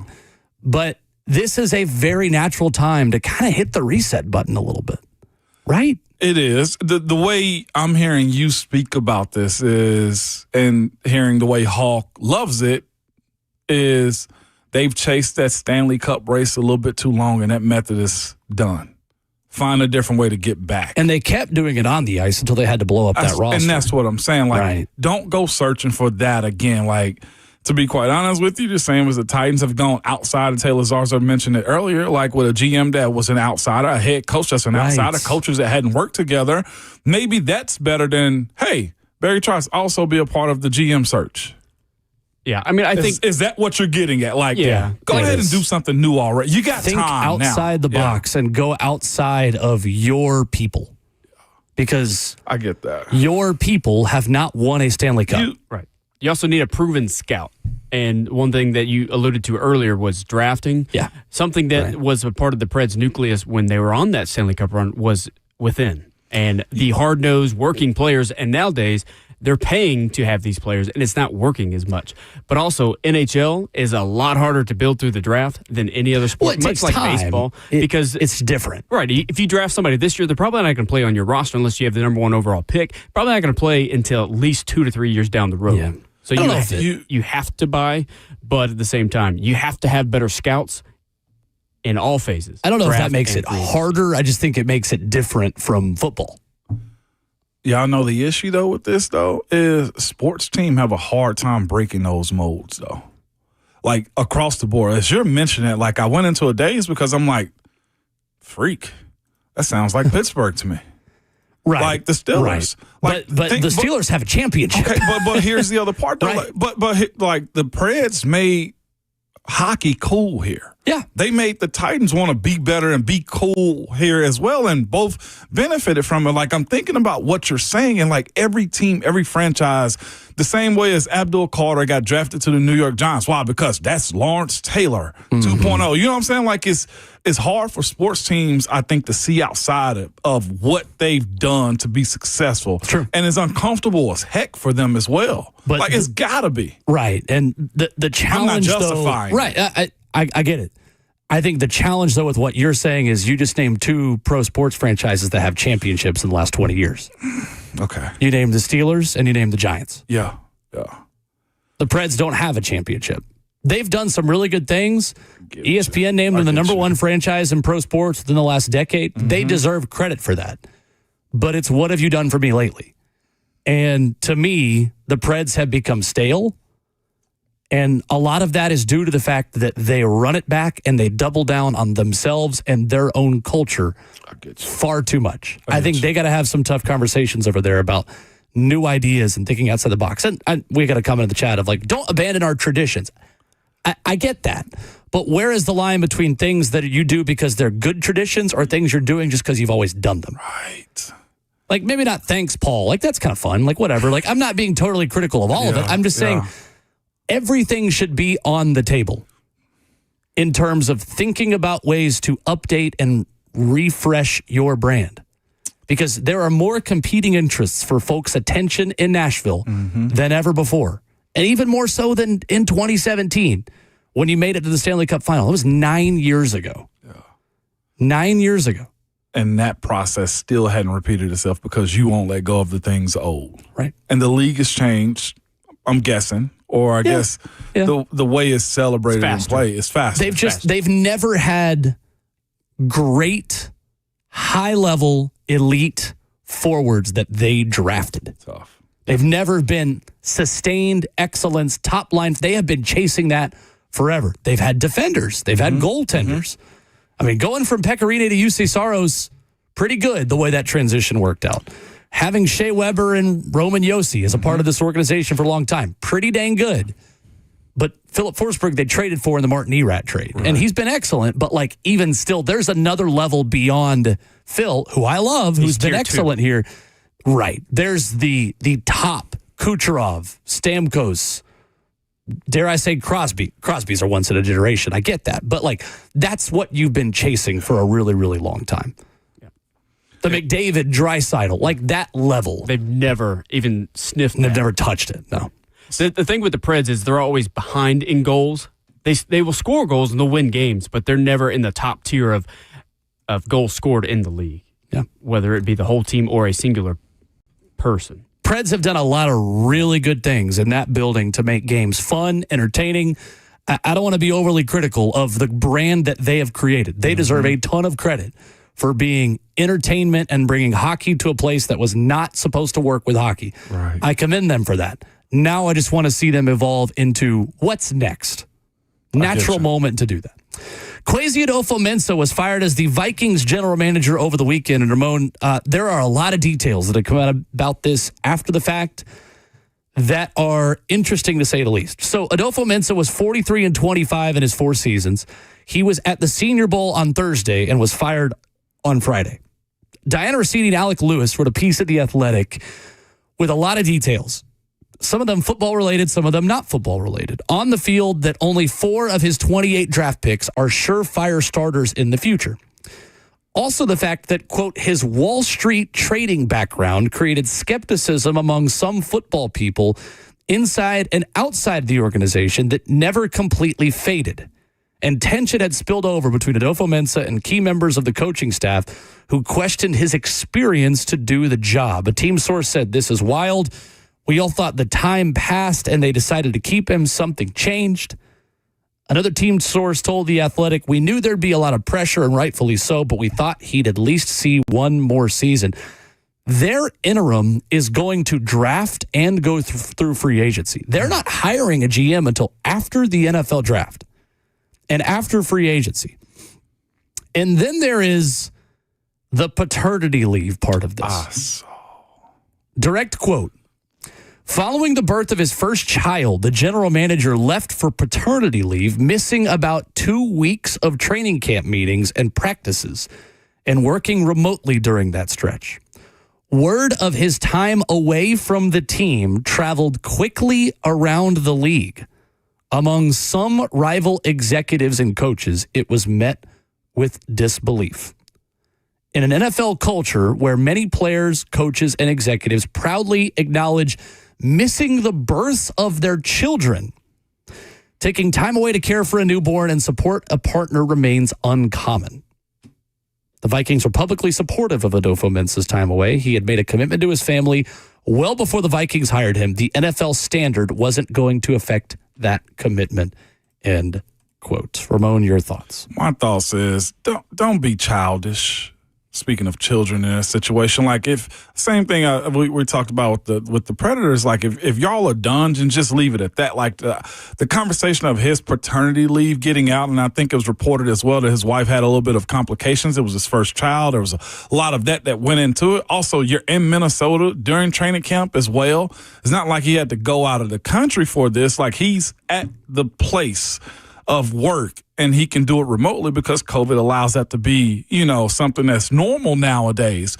Training camp is just kind of what it is. Like the evaluation of players is one thing, but like usually the team runs on its own through the coaches. Like I think this is a big nothing burger when you look at who he is as a GM versus what you're asking him to do during training camp. Training camp is based upon the coaches developing the team, getting the team together and whatnot. You don't see much ownership on the field, and you don't see GMs on the field. So him being away for the birth of his first child is a flagrant reporting I think you should have just left alone. If you were done with him or you didn't think he was being serious as a GM, then just say that. Don't say it's taboo for him to be away when the team allowed it. They knew what his obligations were to his family at that point in time.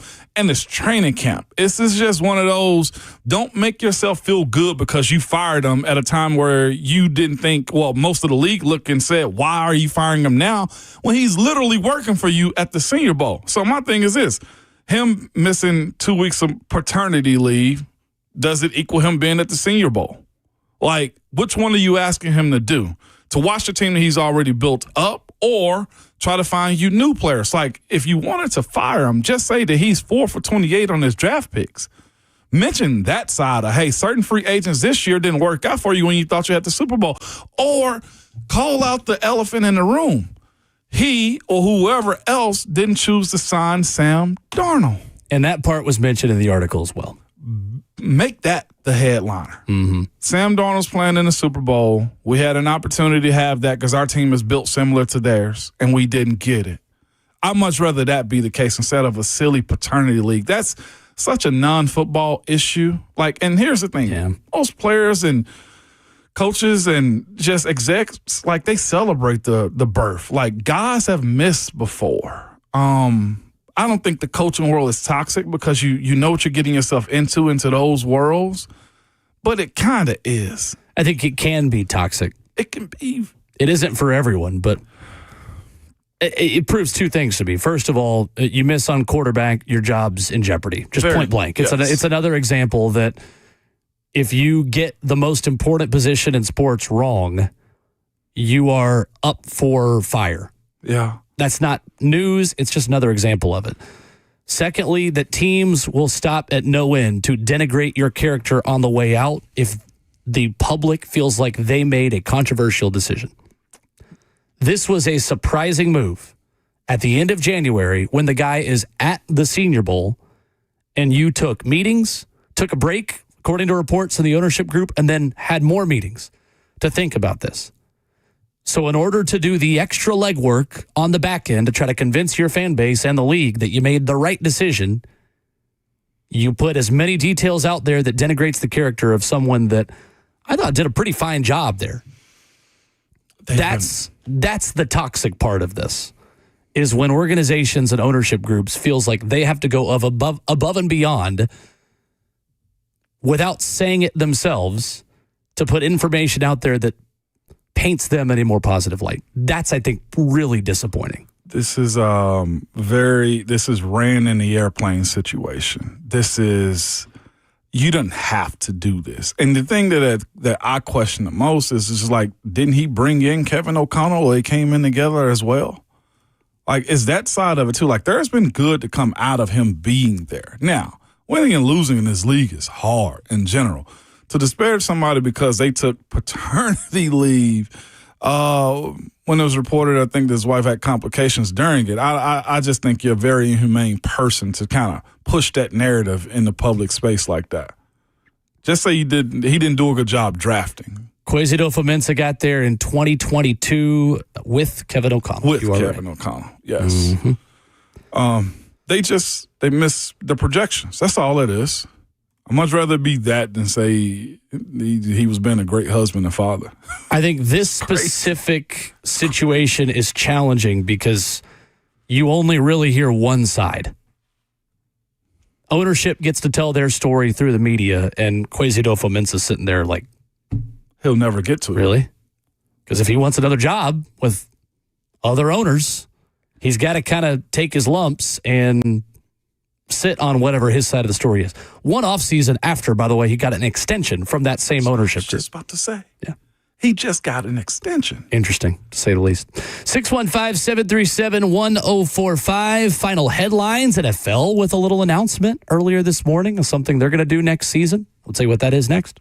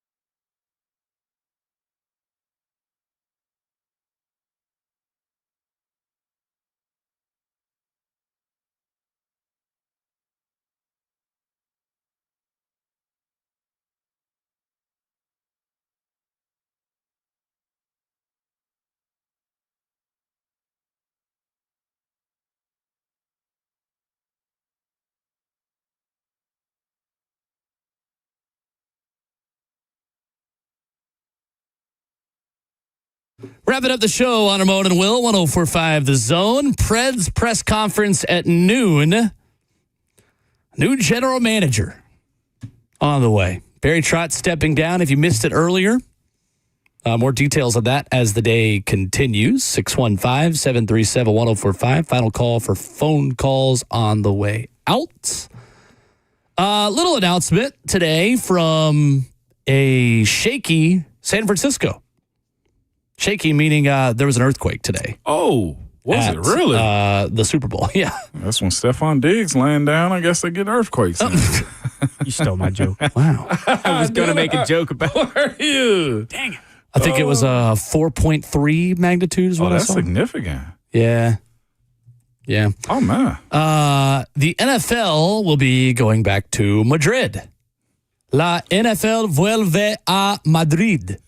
Regresa al Bernabéu in 2026. I'm not going to say Well that. done. Real good. I'll take your word for it. Real good, Will. Yes, so the NFL's current international schedule for 2026. One game in Melbourne, Australia. One game in Rio de Janeiro, Brazil. I'm not going to try to do a Brazilian accent. One game in Munich, Germany. 3 games in London, innit? Yeah? that gives. Shaky bit of American ball over there in Wembley. All right, well, now Yeah? I'm curious on this German and Brazilian accents. No. He already said I already Germany. said He's not not gonna going to do do it. He's not doing I'm Germany. serious. Sprechen Sie Deutsch, Munich, Germany. I'll take it. I will Bring take your it. Lederhosen. We will have I'll allow October. it. We will have Oktoberfest and the NFL football. I'll allow it. Could be worse. It could And It then could be. one game in Madrid. Madrid. I took AP Spanish.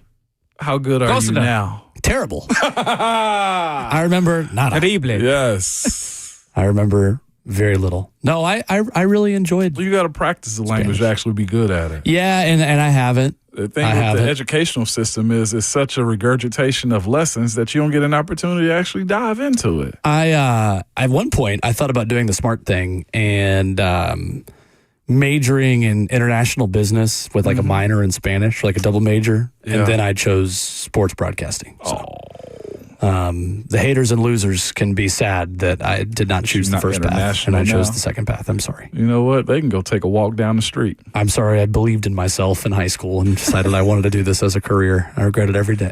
I'm kidding. No, I love what I do. Very thankful to do it. No, we like you here, man. Thank you. We like you here. Oh, wow. That's not any new games other than the Brazil going back to back Australia. year. Australia's new. I thought they did Australia last year. They announced they did it last Madrid last year. Madrid was new last year. Yes. A commenter on YouTube says, too bad it's not in Barcelona. I get Peyton on that all the time. She hates it when I do Barcelona. Why you put the T in Sound it? like Sid No, I from said Isaiah. that's what you say in Barcelona. I got to call Alejandro. I don't believe you on that one. No, I'm serious. You use vosotros, and you use instead of in Barcelona, I gotta go in talk to Catalonia. My tall Spaniard. I gotta believe go talk to him. Argentina is the same way in a lot of Argentina. Is it? Barcelona. I'll have answers for you tomorrow. Let's even get Al on here to just do his whole interview in Spanish. Funny That'd thing be is, awesome. I have former Spanish teachers that literally may be listening to the show right now who are like, yeah, They're proud of you. Ooh, call in. they're aware of me. That's great, Will. I don't know if proud is Let's the give 'em a word. I'd grade. say aware, Yeah. vigilant, Yeah. cognizant. Cognizant. See, English language, I'm great. Well, what is English? English. A language? I don't know. I don't know what you It want me to depends say. on how you use it. Heck, that's the way I look The at most it. commonly used language in all of the land. As long as you can understand it, that's good for me. I understood you there. You were good to go, right? Do you there. understand English? Who do I understand English? Yeah. Some days, yeah. Others Depends on what you're not so telling me. much. Exactly. It depends on Are what you you're complimenting me? Because then, yes. That'll be. We're not. Do the Titans get one? Titans get what? An international game. I do think that's possible, considering Germany. they have a new stadium coming in 2027. And I think, and this is purely just guessing here, like connecting the dots on that, I don't think they would want the Titans to have a home international game when they have a new building to That's showcase. very true. So usually when teams have a new stadium, they get more primetime games in Yep. that stadium to show off the building, and I doubt that they would do that This better not. So they may be more incentivized to do it now. Yeah, we're out of time now. Is this a caller? Is this a teacher? Are we Out grading of well? time. The Buck Rising Show coming up next. Cover 2 with Blaine and Zach. 3HL got you covered. We will have you covered. Again, tomorrow morning, 6 a.m. But remember at all times, your Twitter fingers and your mic is always hot.